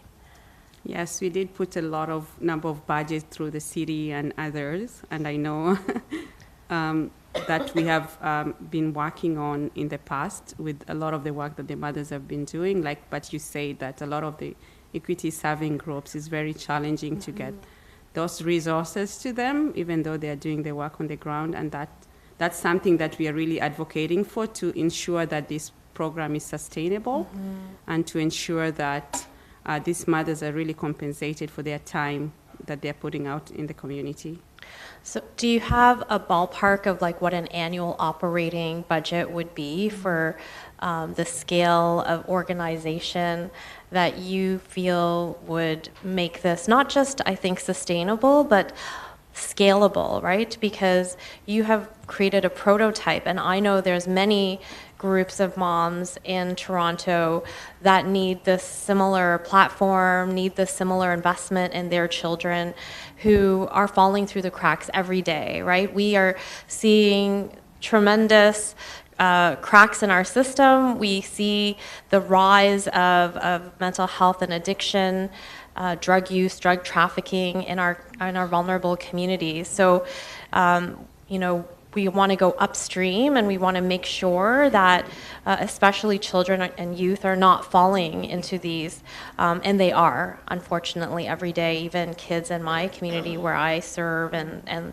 I'm hearing about it even just a couple weeks ago, high school student not going to high school but trafficking drugs and being arrested. So you are creating a prototype that we want to be scalable. What is that? Do you have a number? Because I think it's important for us to know what that number is, even though we can't pass something to fund that today, but I think we should know what it is. I have to review to give you a number Okay, because, yeah, like yeah. you know, like the mothers are doing a number of work in a number of things in the community in terms of programming and services. So when we are breaking down the budget, we are breaking down based on the support and services and programming costs that they are doing. So I'll have to get back to you on that number before. Yeah, I would love to Yes. stay in touch. And, Yeah. and is Mediante, is that a not-for-profit that you are Yes. now under? Yes. Yes, it is non-for-profit charitable organization. Yes. Okay. That's wonderful. I would love to see you access Trillium grants, and there's many things out there. And I think that's one of the reason why we had asked. And sometimes people think when we say resources, it means something tangible, but that just means even your expertise. If you could even potentially, I'm going to play devil's advocate, but you can maybe help us scale it and help us, see what that budget would look like. Since you guys do have those expertise, that is something that we want to tap into and leverage off you guys. I would love to help in that journey. So thank you so much for your work. Thank you all for your work. I'll say it again. Moms can change the world. Thank you. Councillor Crescenti, you were... Thank you very much and good morning. I could just say that the best outreach program we can have is engaging moms and working through moms. So thank you so much. Your presentation and what I just learned this morning is just phenomenal. And I also want to thank the chief and our community officers that are out working with you. I mean, it just demonstrates the great work that can be done when we collaborate in the way that you're collaborating with the Toronto Police and the community. So as you know, I represent Etobicoke North Ward 1. So I'm going to invite you to please reach out to me. I want to work very closely with you and your organization. A lot of the times, I find that what people tell me, and when I speak to members of my community, is that we need stronger outreach programs.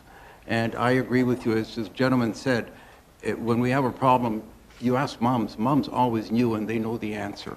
And we got to work very closely with our mothers in our community and with our youth. And so let me ask you this: what do you feel we need to do to engage our youth to do more in outreach to make sure that our youth are engaged? As a youth justice... And you may not have that answer I may now, not have but- the answer, but I think I do have some insight. Yeah. As a youth justice worker, I also dealing with a lot of youth in the criminal justice system. Mm-hmm. And one thing they always say to me is, Tamiro, perhaps if we had sustainable programs, maybe I wouldn't have gotten myself in trouble. And it makes me realize that, most of the fundings that what we get, it's temporary. It's on a 6-month interval. It's on a 1-year interval. But why are we not looking at that longevity of that sustainability piece? And I think that's integral in terms of that outreach and ensuring that youths do get out of the criminal justice system and actually do become productive members of our society. Excellent. Thank you very much. So on my behalf, I want to thank you, and again, I want to invite you to please reach out to me, and thank you very much for your presentation, all of you, and moms, thanks again. Thanks for coming out.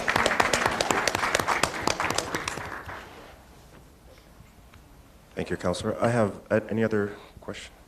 So I have 2 questions, one to the panel and one to the chief. We've heard a lot today of how the service, TPS, has sort of the training, how they've supported you and in terms of your initiative. But I want to hear from you the other side of that, what you have provided, because you're coming here with a wealth of knowledge and experience, lived experience. What is it that you felt that you're offering and offered to TPS that you feel is valuable? Yeah, thank you for that question. Actually, by working with Toronto Police Service, the NCOs, we've really supported them in understanding our cultural lances, right? We've had a lot of dialogue and communication in terms of cultural competent programs and how important it is to support the community that we have. So they've attended a number of also our presentations that we did in the community, a lot of our events to engage with our community members. We've also invited them to do game nights with our youth. So that engagement piece and interaction and relationship building have been exchanged in terms of how approaches to use with the community members and the mothers. The mothers have really been vocal in terms of the interactions that they wanted to see between the NCOs and the mothers and the youth and the community. So we've learned from each other. We've exchanged knowledge on different presentation and participating in a lot of events and trainings and meetings together. We've been invited to Toronto Police College to do a presentation and also talk about cultural competence and programmings within the community. Like we said, we do have a lot of programs in Mid-Anta as well. We have like a youth justice and diversion, gang prevention intervention program, mentorship project. We did a project turnaround, the last Project Real Talks, the last 2 years, where we invited a number of youth from all the 6 neighborhoods to amplify their voices. So they had conversations with the NCOs and the community in terms of community safety and how they feel, or if they feel safe within their community, and what they wanted to see and what safety looks like. So these all conversations and trainings and information have been engaged with the NCOs, and I think we've all learned from each other, and they've really learned a lot. That's how they are able to interact well now with the mothers and the youth, and like Chimiro said, a lot of mothers are now freely engaging with the NCOs, even on the street. When they see them, they say hi. If they see them doing any de-escalation process, they approach and ask questions. In the past, this was not the case. And we've seen a lot of interaction with the youth in our events. So the youth are now more comfortable to interact with the police, and we're starting to build that stronger relationship that we really want to expand to the entire community at large. Thank you very much. Thank you. And Chief, I just wanted to ask in terms of how does this sort of fit to the service's broader vision? If you can maybe speak to that. Chair, I really appreciate the opportunity to speak to that, because I really believe that the work that's happening here is a tangible example, a real example, a practical example of community safety well-being in action. The philosophy and the practice that is the legislative framework that we operate under is here before us. I think it's important to take just an extra minute to recognize this room represents the board, of course, representing governance of policing, but also the people of Toronto and Ontario. We have represented here academia and the importance of partnership with academia to evaluate and make sure that when we need to adjust our processes, it's informed by evidence and best practices, and of course the policing community. And I've heard repeatedly, and I thank you so much for your comments about the neighborhood officers. And I think that this is exactly that, an example of community safety well-being in action. We speak of multi-sectoral response to things that ail our communities, and this is exactly that. Creating safe spaces, healing, making things better for those impacted by things in our communities is what community safety well-being is about, doing it in partnership. And lastly, Chair, I want to say this, is the role of police in this important work cannot be overstated. The role of police in prevention, intervention, working towards upstream issues to disrupt patterns of behavior that lead people into harm's way is the role of police. It's not only our sworn duty, it is what we do. And I really am grateful for these mothers coming forward and highlighting the important work our officers do in the community in partnership with you, where we try to make things better. We are all members of this community. We all have to work together, and we all have a role to play. And I really, truly want to thank you for your continued work. And I want to thank you for acknowledging the work of our members and what they do to contribute to the well-being of the community. Thank you. Thank you very much. Now I'd like to open up any comments. No. I do have a few comments, but before I do, I just want to, I know there's a third person on the panel that hasn't spoken, and I don't know your name, so I'm just going to respectfully say, Auntie, if you have something to say, just your opportunity to. Thank you so much. I just want to appreciate and say thank you to the board and TPS. We're working. All those mothers are victim mothers, and they don't want to continue. This city is our city. Our children, they born here. We immigrate, but our children are Canadian. We lost most of them. I lost one. All those mothers. I have one mother lost two of them with gun violence. So we're standing. That's why we call our name in the Sky Mothers. We don't want this to continue. We want to have our children, our youth, Canadian, to grow up, educate, and have opportunity in this country. We have no other home, it's our home. So I'm saying thank you, and I'm saying thank you for the extension of the MOU. Thank you very much. I just wanted to make a bit of comment. I know, part of our board, and it's obviously not our mandate to be able to support the financial request. However, we absolutely will do everything we can to support any proposals and connect you to funding that would support your initiative. So absolutely, we can provide that commitment to you. And on a personal note, I've worked in the Regent Park community with the Somali community there, and more recently in the Weston Mount Dennis community. I was a principal at Pelmo Park and worked with Saeed Sano, who was at Magenta at one point, and his daughters in terms of working with community. I'm incredibly humbled that I just cannot stop smiling looking at these. I look at them as my moms, my aunties, and my sisters. Nothing works in this world without mothers, without women. And I thank you for all your support and your initiative. And to the board and to the service, I commend for taking the opportunity to actually approaching this from a culturally affirming approach. And this is groundbreaking. And I'm incredibly honored to be in this position, to be part of this, and I look forward to all the success you're going to have in the future. So thank you again for your presentation today. Thank you.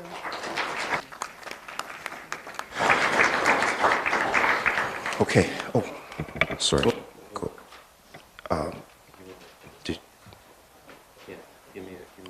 Yes, so before Brian would have a few words. Thanks. I know the Vice Chair would like to move the report. Just before you do, Vice Chair, I just wanted to say for myself, this is one in a long line of important days for all of us. So I wanted to say a few thank yous and make a few comments. The special fund recommendation that's in this report is one of two recommendations, recommending that the maximum funding under the board's policy, $25,000, be approved so that the work that Ron and Todd and others at Monk can be undertaken. It's a strong recommendation coming from our office, and we look forward to the board's vote on that. And to the Chief's point, this all comes under the umbrella of what this policy now represents for us, which is investing in initiatives that tangibly allow police and communities to work together to give true effect to community safety and well-being. And I couldn't say it better than it's been said by many people today, so I will just say that this is breathing oxygen into these concepts. I want to give a special thanks to Danielle Dowdy. Danielle has been on this journey with all of the mothers right from the very beginning, and has worked tirelessly to center community voices and the mothers' voices in this work. And so I just would like everybody, please, to recognize Danielle for her efforts.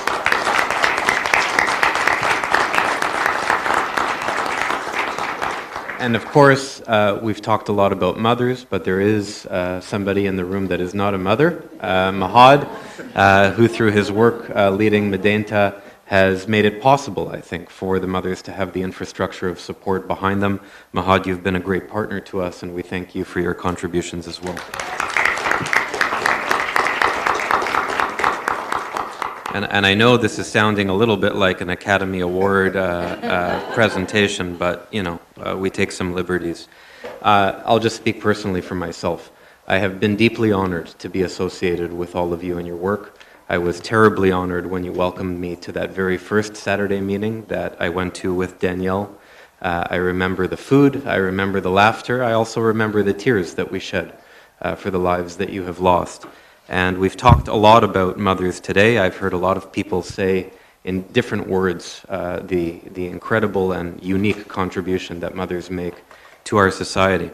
When my daughter Ella was born, now 11 years ago, she was born premature, and she had to fight for the first almost 2 months of her life, and she fought and she won.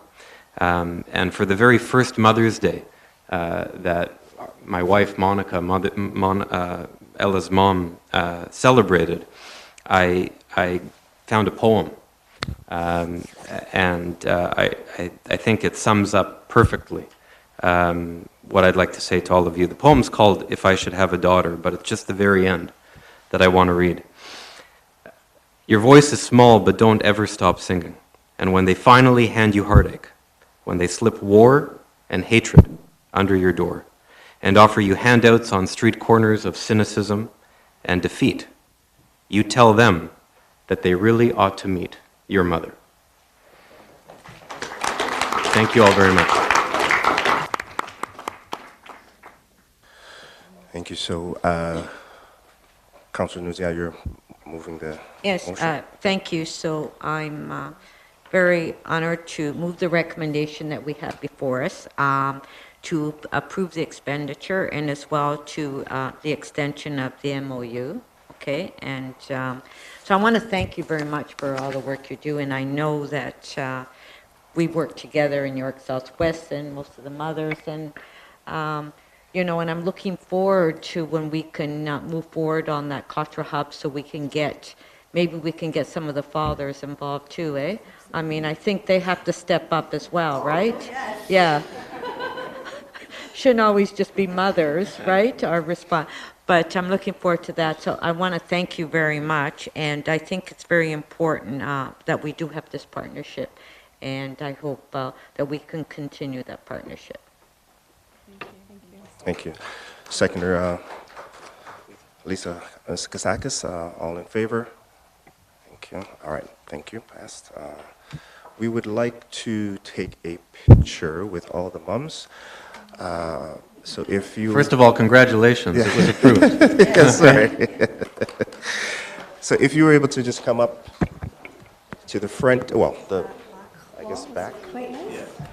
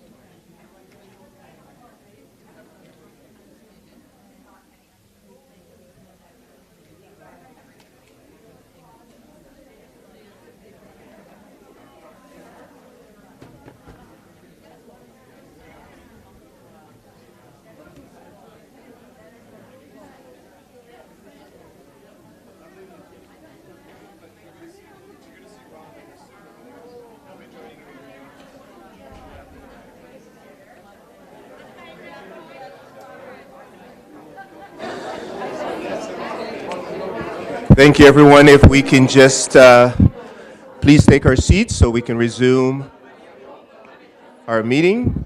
Thank you very much.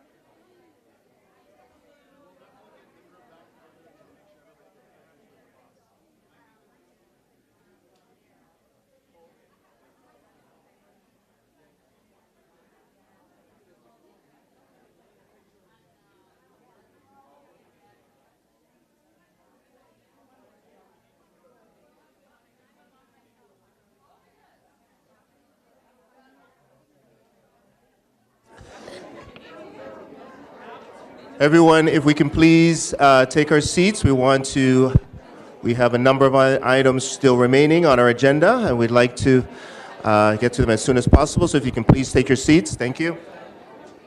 That's what happens when you...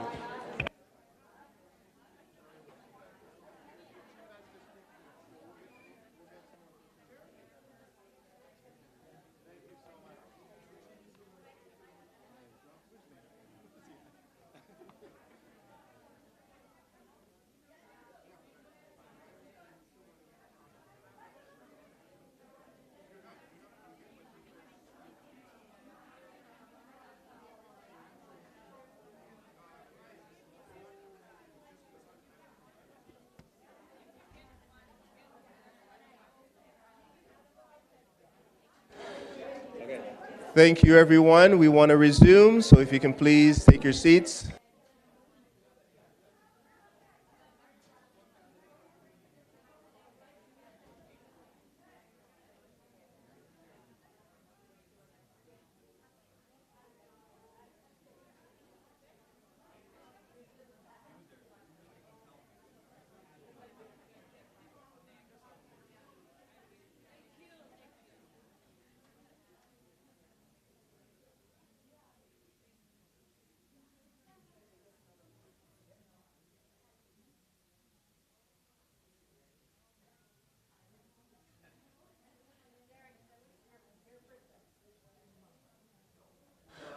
Okay, we're going to resume, so if we can please take our seats. We're going to be moving on to item number 3. And we have some comments from Chief for item number 3.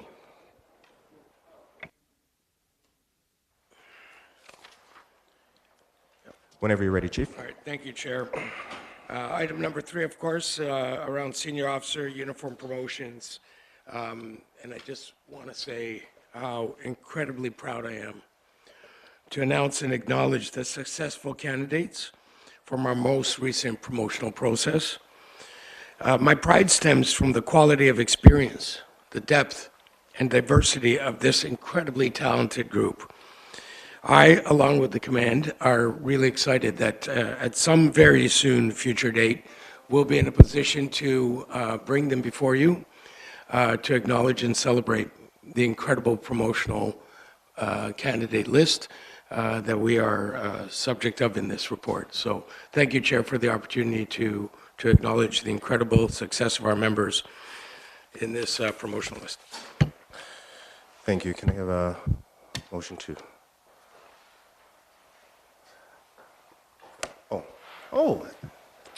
Oh, she. Man. Maybe you want. Can I have a seconder? Oh, actually, I have a question. Oh, Yeah, is that sorry. okay? Yeah. Go ahead, sorry. Sorry, No questions? So I looked at the list of people being promoted and just yeah, was very impressed with all the awards, the years of experience that they represent, and I did also see the gap in visible minorities, equity-seeking groups, as well as women in the group. So I was just wondering, and I did read that there is a plan to move with to coach the unsuccessful candidates to hopefully help them move towards promotion.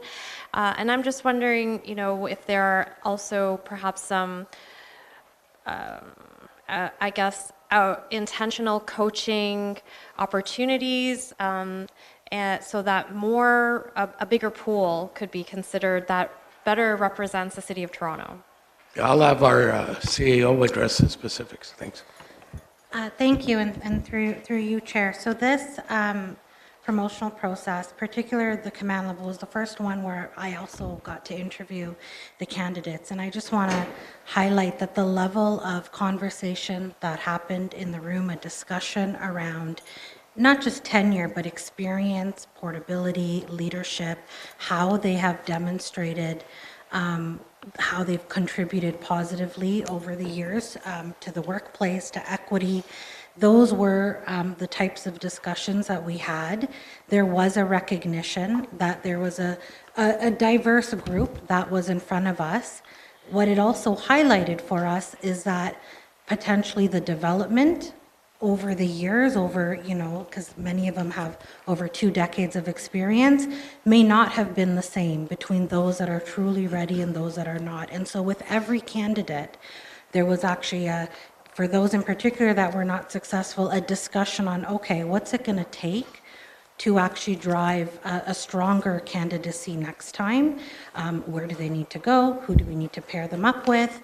A much more active development-focused discussion happened about them, but also to your point around the candidate pool to begin with. What I'll say is the stats are quite reflective of, I think, the makeup of the service.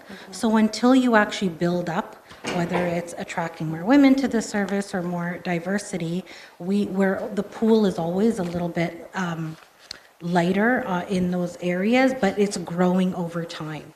And so as an example, year over year, we've increased the diversity of cadets by 33%.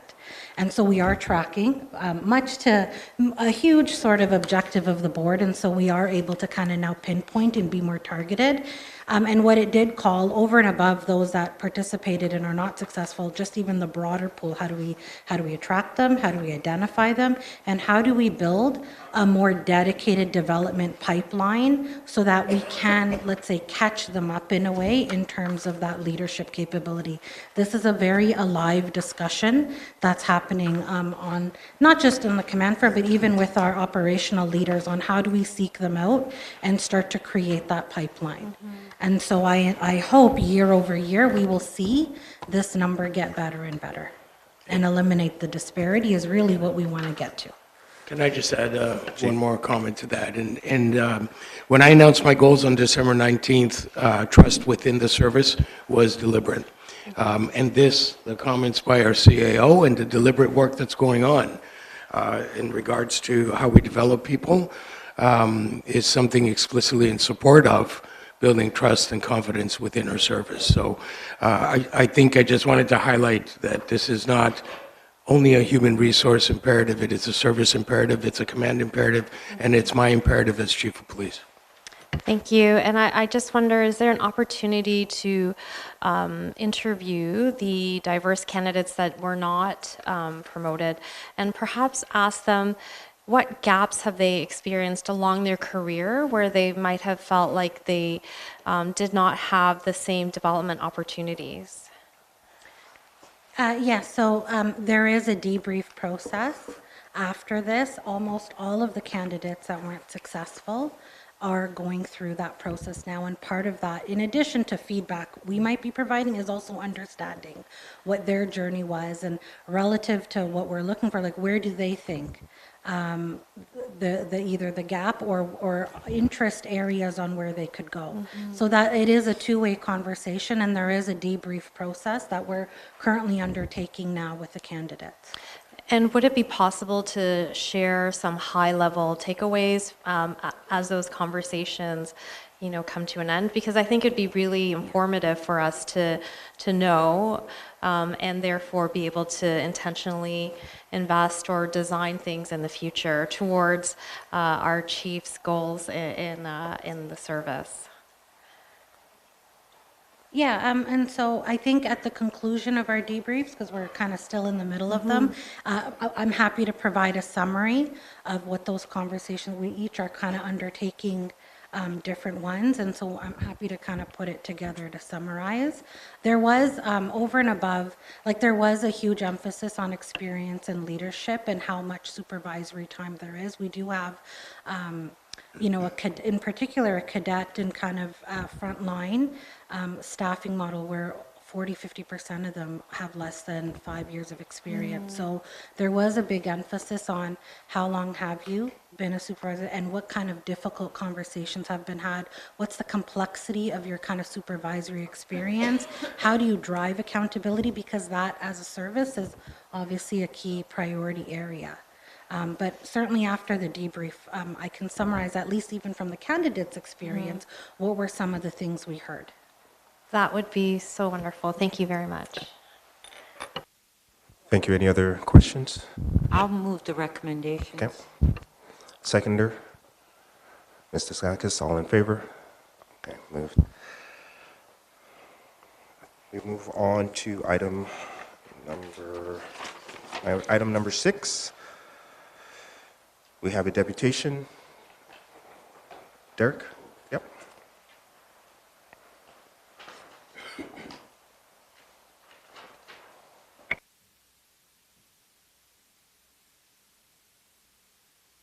So I have an actual deputation to make.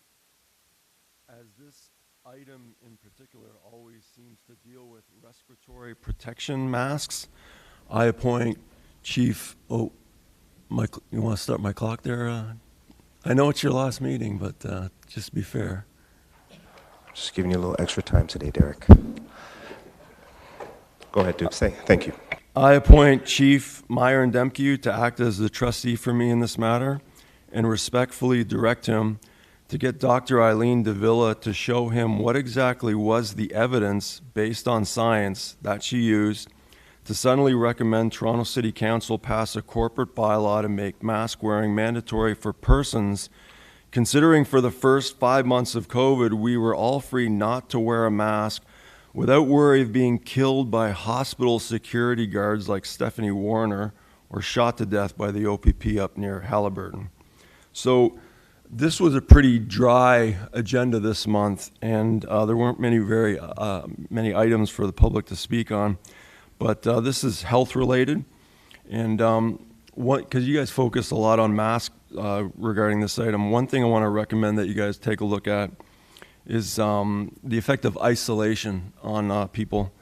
Because I know Mayor Tory has been speaking recently. He's at a loss about the increase in youth violence, and John Moore on the radio this morning was saying Mayor Tory is calling for a national summit on the increase in mental illness. So this is from Brazeau versus the Attorney General of Canada, 2020, where the Ontario Court of Appeal for Ontario said, for inmates who have or who develop serious mental illnesses, a prolonged placement may cause permanent harm.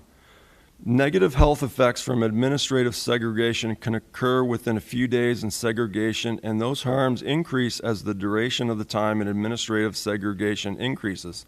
The special rapporteur concluded that at 15 days, solitary confinement becomes prolonged solitary confinement because the medical literature establishes that some of the harmful psychological effects of isolation can become irreversible. In 2013, the Inter-American Commission on Human Rights stated that as the prohibition on torture and cruel, inhuman, and degrading treatment is universal, all member states, including Canada, must adopt concrete measures to eliminate prolonged or indefinite isolation in all circumstances, because I don't think people are considering what the effect of 2 years of being afraid to walk out of your house without fear of maybe running into a Toronto police officer enforcing some sort of statutory rule in a common law jurisdiction, by the way, had effect on people.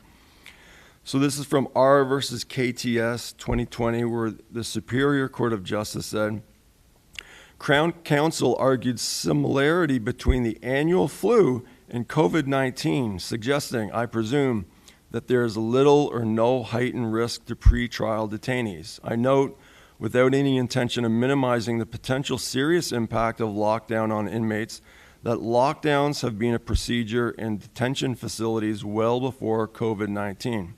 There's actually a legal definition for lockdown in Black's Law Dictionary. It says, the temporary confinement of prisoners in their cells during a state of heightened alert caused by an escape, riot, or other emergency. So when you really think about it, people have probably slowly gone nuts over the past 2 years because they were treated as unconvicted prisoners with lockdowns that had no basis in science. So I have a second deputation to make. I appoint Chief Myron Demke again to act as the trustee for me in this matter and respectfully direct him to get Dr. Eileen Davila to show him what exactly was the evidence that was used to justify lockdowns, and what was whether or not they were based on science that they were used upon the public. And you know, at some point you guys are going to get around to talking about what Joe Warmington wrote about twice, Toronto police officers being injured by these COVID vaccines, because it's pretty unbelievable. Like, we're all just kind of sitting here and pretending that he hasn't written about it and that hasn't gone on. So I just want to send a shout out to Elon Musk, who recently posted on Twitter that I had major side effects from my second booster shot. Felt like I was dying for several days. Hopefully no permanent damage, but I don't know. And there's a recent article from the Times of India that said that coronavirus XBB.1.5 symptoms are more cold-like than flu-like. So I just want to point that out. Thank you for your deputation, Derek. Questions from the board? I see none. Thank you very much. A motion to receive. Councillor Chang. Seconder, Mr. Sakis, all in favor? Receive. Item number 7, we have a deputation. Mr. Langenfeld.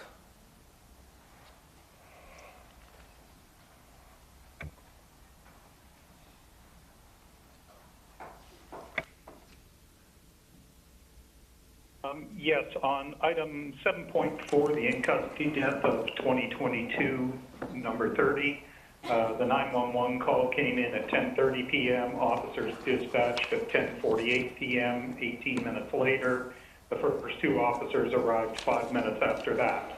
Now looking at item 7.1, the injury of complainant 2022, number 25, facts from the SIU Director's Report. Starting at 12:59, the security company, originally out of Texas, called Toronto Police.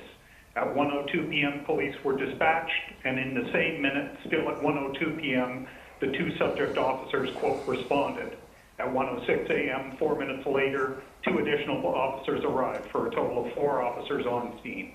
At 1:07 a.m., the subject officers entered the site, and at 1:09, the report says the complainant announced, quote, I'm coming out from within the porta potty. At 1:12 a.m., the complainant exited. Earlier, police directed him to get on his knees and lie flat on his stomach. Police later shouting, quote, get right to the ground 3 times.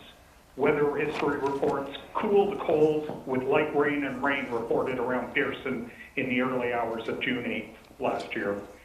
The SIU Director's Report states that at 1:12 a.m., the complainant was stood up and immediately complained about his ribs. At 1:13 during search, an officer asked, where does it hurt? Telling the complainant, quote, nobody fell on you. 2 minutes later at 1:15 a.m., according to the SIU Director, police offered to call an ambulance.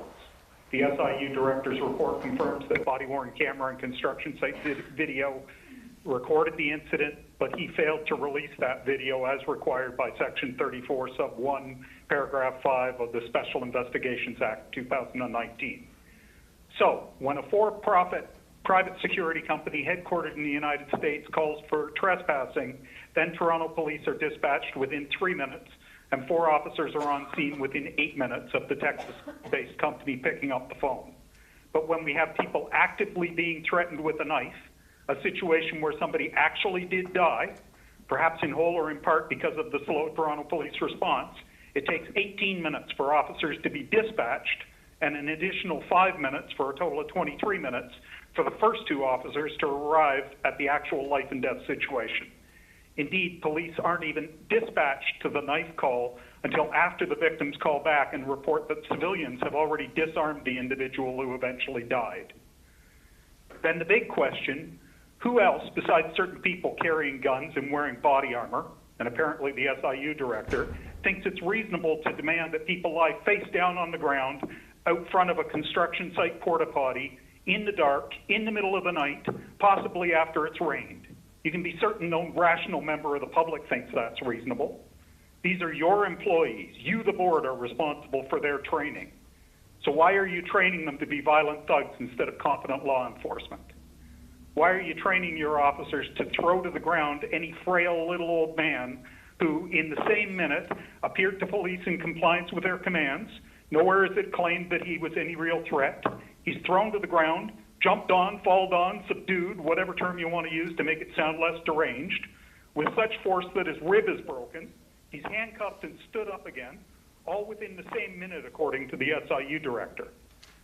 I described the complainant as a little frail old man because either the 55-year-old homeless man is so frail that his rib gets broken when he's brought to the ground without excessive force being used, or the SIU director's report intentionally misled when it claimed, quote, "It is also apparent from the takedown that the takedown was not executed with undue force," close quote. What else explains why the SIU director violated the law, which requires him to include all video within his report? Obviously, the primary culprit responsible for this violence is the tyrant who ensures that there's no washrooms in Downsview Park, which is across the street from that site. The tyrant who would give $50 million more to police, add an emergency call to overworked paramedics, create another hospital emergency case, plus an SIU investigation and a TPS internal follow-up, thousands, if not tens of thousands of dollars wasted, another homeless person brutalized for needing a bathroom, all for the profit of an American corporation, endangering life and safety because you haven't trained your officers. I point to the body-worn camera video, except the board staff previously had staff concoct the useless failure of a TPS policy that hides video of police violence from the public, something which does nothing to ensure or to prevent the public distrust of the police. Mr. Langenfeld, your time is up. Mr. Langenfeld, thank you. I will have Chief Demke share a response.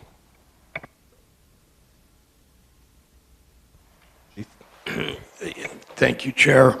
I think I'd like to acknowledge Deputy's comments on response times and add a little bit of context around the response times. And I'll remind everyone that we recently appeared at Budget Committee where we discussed response times. And when we review our operational budget request, it is really foundationally about our ability to deliver core services, and that being the ability to respond when people call in times of need to circumstances that are uniquely the responsibility of the police. And we are wholly committed to alternative service. We are wholly committed to training, and I'll say this on training, which was mentioned, is we welcome the oversight of our training and our response. We embrace the oversight, the independent and otherwise, and community engagement as it relates to our training. But when it comes to response times, we have highlighted for the City Council in our operational budget request that our response time on priority 1 calls averages over 20 minutes at this time. We know that when a weapon is a part of the set of facts that dispatchers are confronted with, our response time can be, on average, around 12 minutes, and when no weapons are mentioned, our response time can grow to 30 minutes for priority 1 calls. And to be clear, priority 1 calls are where people are in harm's way. So I think the deputants raised an important point, which is there are times during the day when there are no units available. There are times during the day when our response time does fluctuate. There are times during the day when we need more resources to be able to deliver our core services. And that is the underpinning premise of our budget request that is before City Council now. And I think the deputant points out examples where our response time differs. That is not based on who calls, to be clear. It is not based on what jurisdiction the call emanates from. The fact is, when we are called, we respond to the best of our abilities, and we have cases where no units are available. We are not resourced at a time when we need to be to deliver some core services, and as a result, we see response times fluctuate throughout the day. And at times, they are not at a standard the residents of the city deserve and expect. Thank you, Chief. Any questions, Board? Okay. Motion to receive. Councilor Nunziata, seconder, Councilor Grisanti, all in favor.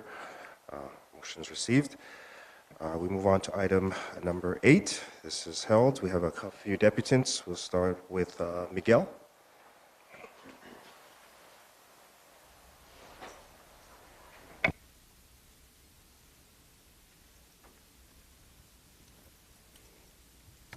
Thank you.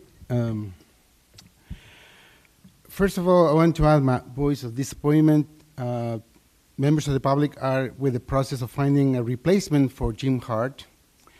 The city clerk's answers to our inquiries are very lame. They have not taken a serious interest in addressing this matter, and it's shameful. Today, learning of the departure of Mr. Morgan, the current chair, that adds 2 missing people in action at this board. And you should be lucky that most people are not aware of the rules of governance of this board. Otherwise, there will be protests outside. Who knows? So here we go again, in another task of finding another temporary chair of the TPS board. You are very lucky indeed.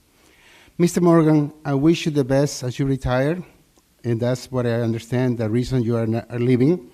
For serving the community at this board, I look forward to see you back in Regent Park. Stay in touch. We need new members for our Regent Park Neighborhood Association. So as a member director, I invite you directly to join us with your experience. The city boasts to be inclusive and diverse.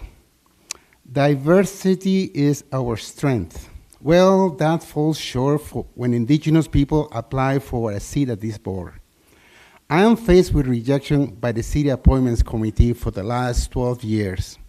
I have applied 1, 2, 3, 4 times for a seat here, for free if you want. I just want to help my community, but it seems that there is a block list of people that are not welcome to join, to serve the community. I never seen one indigenous individual at this table since the last 12 years, and that is a fact. So I want to let you know that we are living in an era of truth and reconciliation. We just found more great children's graves across the country, and we're not doing nothing to address the matter. Just words of compassion, and there's a phone number to call for distress. Lots of friends have learned of this vacancy on the city website. They say to me, Miguel, you're the best qualified for the job. You should apply. And I say, yeah, but yes, I have applied so many times. So what is the purpose now to apply if I'm not going to get chosen, or anybody, as a matter of fact, if you are indigenous?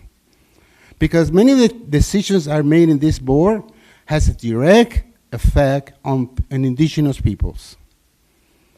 So we had to have that conversation with someone on board who has, the experience and belongs to that community.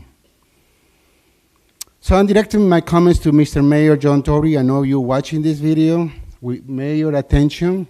I would like to suggest that you use your mayor powers in allowing to have an indigenous person to sit at this board.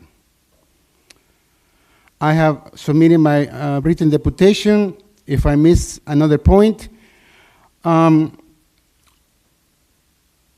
want to comment on the status of the violence, on the TTC violence. Mr. Myron Derrick, I'm connecting to you right now to ask you please to continue using the escalation when you're dealing with people with mental illness and addictions. I am a person with mental illness and disabilities, so please be kind to us. I know you're going to be doing a 1 o'clock presentation, 1:30 p.m. with TTC chair. I know that last week we spoke about the benefits of divesting the police 50%, but the mayor is entrenched in not giving up his idea of investing in policing is the best solution to deal with mental health and addictions in this city, which is totally the opposite. But he's passing the buck to the province, he's passing the buck to the feds because they want them to fix a solution, but we say the contrary is divesting the police is the way to go. I want to put you notice that next March 15, 2023, I'll be conducting a protest outside to commemorate the International Day Against Police Brutality, to remind them of those members of society that die at the hands of police. So you don't need to invest in police to guard us, because it will be done outside police headquarters of Fort College, and I'll be available for any questions. Thank you. Thank you, Miguel. Any questions to the deputant? I see none. Thank you very much for your presentation, Miguel. Take care. Next, Deputant Derrick.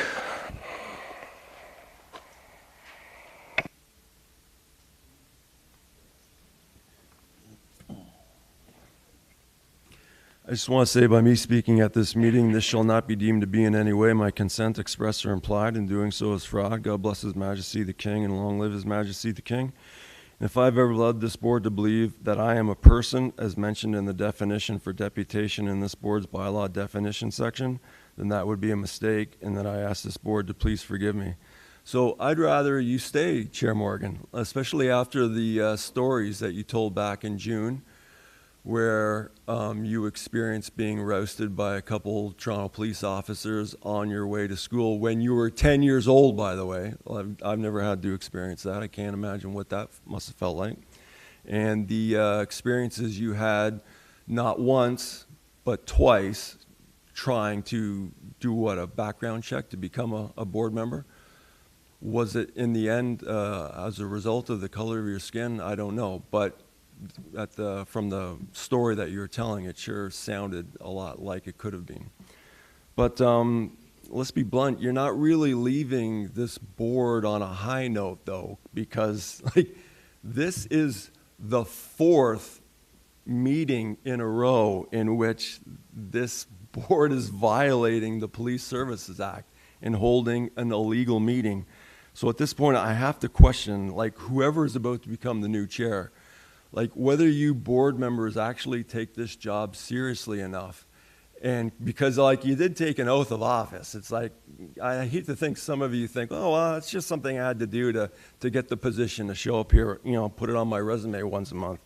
So I'm going to go over what that oath of office is for a member of the board here. It's found in the back of the Police Services Act and hidden in the regulations. It says, the oath or affirmation of office to be taken by a member of the board shall be in one of the following forms set out in the English or French version of this section. I solemnly swear or affirm that I will be loyal to Her Majesty the Queen, I guess that has to be changed, and to Canada, and that I will uphold the Constitution of Canada, and that I will, to the best of my ability, discharge my duties as a member of, insert name of municipality, Police Services Board, faithfully, impartially, and according to the Police Services Act and any other act and any regulation, rule, or bylaw. This is what Section 27 of the Police Services Act says, subsection 11.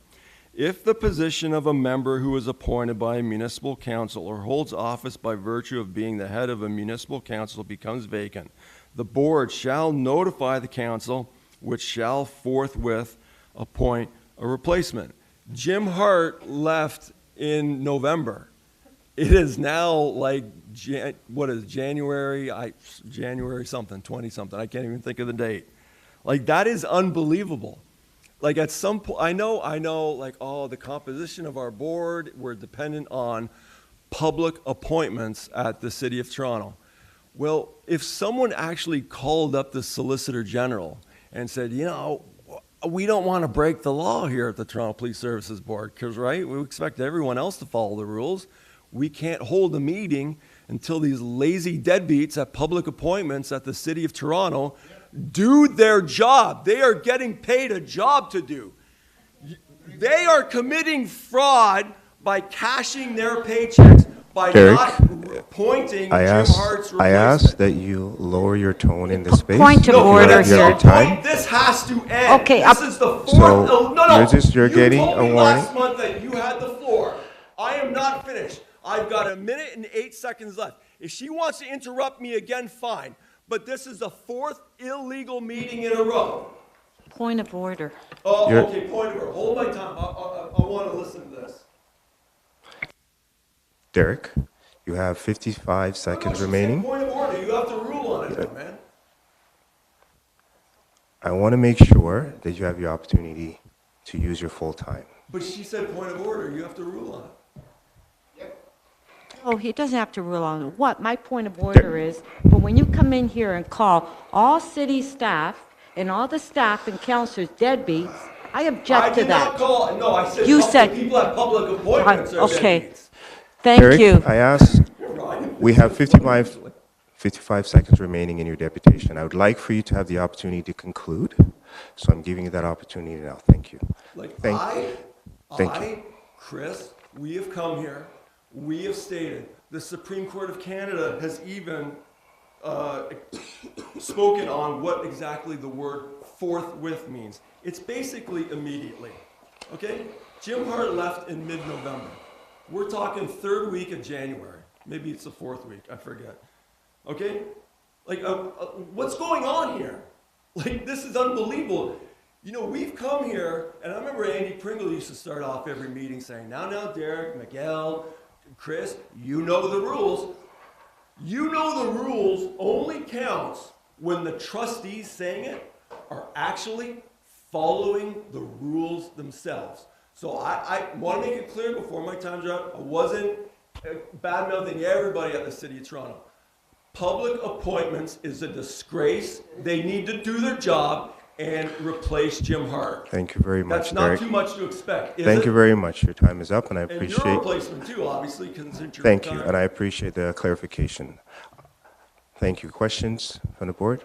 I'd also like to provide a clarification myself in terms of what Derek shared in terms of what I shared back in June. I was not arrested. I was stopped and I was spoken to, but I was not arrested. Second point of clarification with that, the issue of my appointment that spoke in the broader context, understanding questions around systemic versus the individual, and we've addressed that within the context of this board, so I want to make sure that clarification has been made. Thank you. We have the next deputant, Mr. Lagenfeld. Doobie.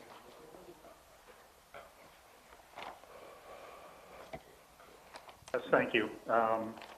I don't normally speak at these to say I told you so, but I'd like to point out that here we are sitting at a meeting where Chair Morgan, as you leave, the Vice Chair has a responsibility and has taken on the job to take over your position, except as we know, the current Vice Chair isn't legally permitted to take over your job. Furthermore, had in fact for the last 2 months there been somebody that was capable of doing the job in the position of Vice Chair, you would have somebody who at least had 2 months of training and experience working in the position of Vice Chair. But I guess Councillor Nunziata simply wants to be able to say she had a title that she wasn't able to fulfill the duties of.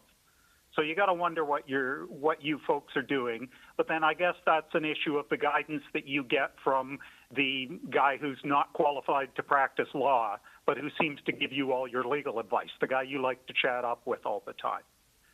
Of course, as we see, as Derek and Miguel both pointed out, this board is regularly breaking the law, just as the City of Toronto and the Public Appointments Committee is, in failing to follow the Police Services Act that requires that a replacement be appointed forthwith, which the Supreme Court of Canada says means immediately and without delay. And of course, they're not doing that. So I guess that's where your police officers get the idea that they're above the law too.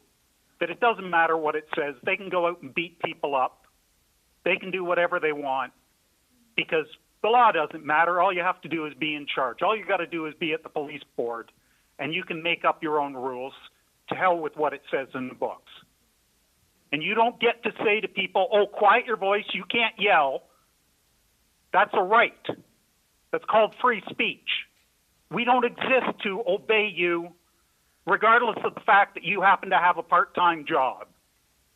We also don't exist to obey Councillor Nunziata because she's gradually getting voted out of office.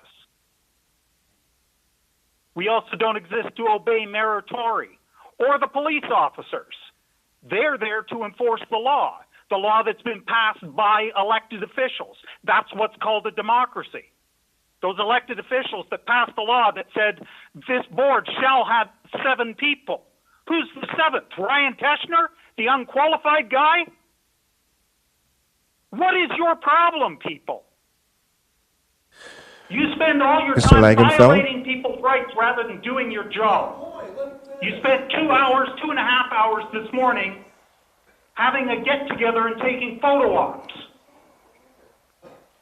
And you expect us to respect you?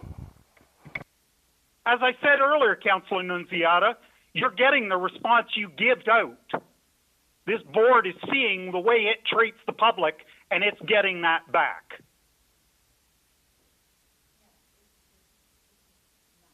I have to wonder who you're going to now nominate as, well, I guess we've heard now there's not going to be a vice chair. So I guess maybe we have to apply to the Integrity Commissioner or somebody else about the violation of the Toronto Municipal Code and taking on a job position that the person acknowledges they're not qualified to carry out and they're legally prevented from performing the duties that they're going to take the job of. And it's a shame that we don't have somebody that at least had 2 months of sideline experience as a vice chair to be able to now be nominated as a chair. I guess whoever's going to be nominated is going to be completely unqualified. I hope they can do a better job because, frankly, Mr. Morgan, you didn't exactly impress with your ability to respect the people's rights and follow the law. And that's unfortunate because I was actually expecting and hoping for more from you. But I guess I'm disappointed once again. Like Miguel, like Derek, like the rest of the public, like the tens of thousands of people who called to say, no, we don't need to spend $50 million to hire more police officers. Instead, what we need is police not to spend an average of 2 hours standing around when there's 20 of them responding to a suicide or to an emergency call, and yet they're still all there for an average of 2 hours. They can respond in minutes to an emergency call from a private security firm. But when it's a threat to the public, oh, well, suddenly it takes until sometime after the public disarms the perp before the police show up. And if you people were qualified, you'd be looking at how are police spending their time, and you'd be investigating that. But you're not doing that, are you?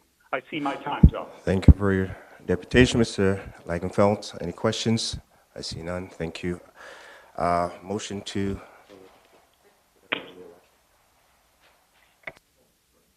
just... Before we proceed, I just want to say is that the public has an opportunity to make a deputation to the board. By all means, they have that opportunity. Nobody is denying. But what we don't have to have is we don't have to get the abuse from these deputants every board meeting and calling us names and calling everybody names that we're incompetent. I don't need to accept that, and I don't think anybody in this room needs to accept that.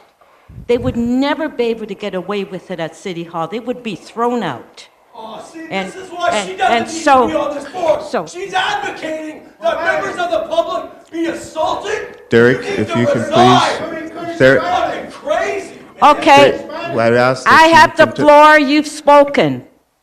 Okay, thank you. I just want to make that comment because I think it's very frustrating for all of us to be listening to this abuse every board meeting, all of us in this room. Following the Police Services Act. Thank You're you, holding illegal Derek. meetings. We will move on to the next item. So Ryan, I'll turn it over to you. Thank you. Thank you, Mr. Chair. As the agenda prescribes, we'll now hold the election for an interim chair. And I'm going to just remind folks that at its meeting on January 9th, 2023, the board elected Ainsworth Morgan as chair. Given that Chair Morgan's term will expire effective February 1st, 2023, it's necessary for the board to conduct an election for an interim chair. And I'll now turn it over, albeit virtually, to the board administrator, Diana Akim, to conduct the election. I just ask board members that if you decide to nominate or second a nomination, please turn your microphones on so it can be properly recorded. Diana? Good afternoon, all, and thank you so much. In accordance with the board's procedural bylaw, we will now hold an election for the position of interim chair. Nominations for the position of interim chair to serve for the period of February 2nd to March the 1st will now be accepted. May I please have a nomination for this time period? Okay, thank you for one of the positions. I'd like to nominate Lisa Kostakis. Thank you. May I have a seconder? Second item, Mr. Casanti. I just want to be sure Diana can hear that. Councillor Crisanti seconded. Yes. Yes, thank you so much, Councillor Crisanti. Ms. Kostakis, do you accept the nomination? Yes, I do. Thank you. Are there any further nominations for this time period? I'd like to nominate Ann Morgan. Okay, just a sec. We are going to get to we it. are? Oh, Lily, okay. just let me. Oh, Okay. Thank you. So this, just to clarify, this is for the period of February 2nd to March the Right. 1st. Right. So we have the nomination from you, Vice Chair, for Board Member Lisa Kostakis, which was seconded by Councillor Crisanti. Okay. Hearing that there are no other nominations for this time period. Sorry about that. Councillor Nunziata nominated Ms. Kostakis, which was seconded by Councillor Crisanti. Are all of you in favor? All in favor. Thank you. Are there any opposed? There are none. No. Thank you. The nomination carries unanimously. There being only one nomination for this time period, Ms. Lisa Kostakis is elected as the interim chair of the board for the period of February 2nd to March the 1st, 2023. Congratulations, Ms. Kostakis. Now I would like to open nominations for the position of interim chair to serve for the period of March the 2nd to April the 13th. Okay, I would like to nominate Ann Morgan. Thank you, Vice Chair Nunziata. May I have a seconder? I'll second that. That's Councillor Chang has seconded that? Just so we're clear. Thank you so much, Councillor. Ms. Morgan, do you accept the nomination? I do. Thank you. Are there any further nominations for this time period? No? Hearing none, nominations for the position of interim chair for the period of March the 2nd to April the 13th are now closed. Councillor Nunziata nominated board member Ann Morgan, which was seconded by Councillor Lily Chang. Are all in favor? All in favor. Thank you. Any opposed? There are none. Thank you. Therefore, the nomination carries unanimously. There being only one nomination for this period, Ms. Ann Morgan is elected as the interim chair of the board for the period of March the 2nd to April the 13th, 2023. Congratulations, Ms. Morgan. Thank you. Thank you all for participating. I appreciate it. I'd like to move adjournment. A seconder? Councilor Cassetti, all in favor? Adjourned. Our next board meeting will take place on Thursday, March the 2nd. Enjoy the rest of your day, everyone. Thank you.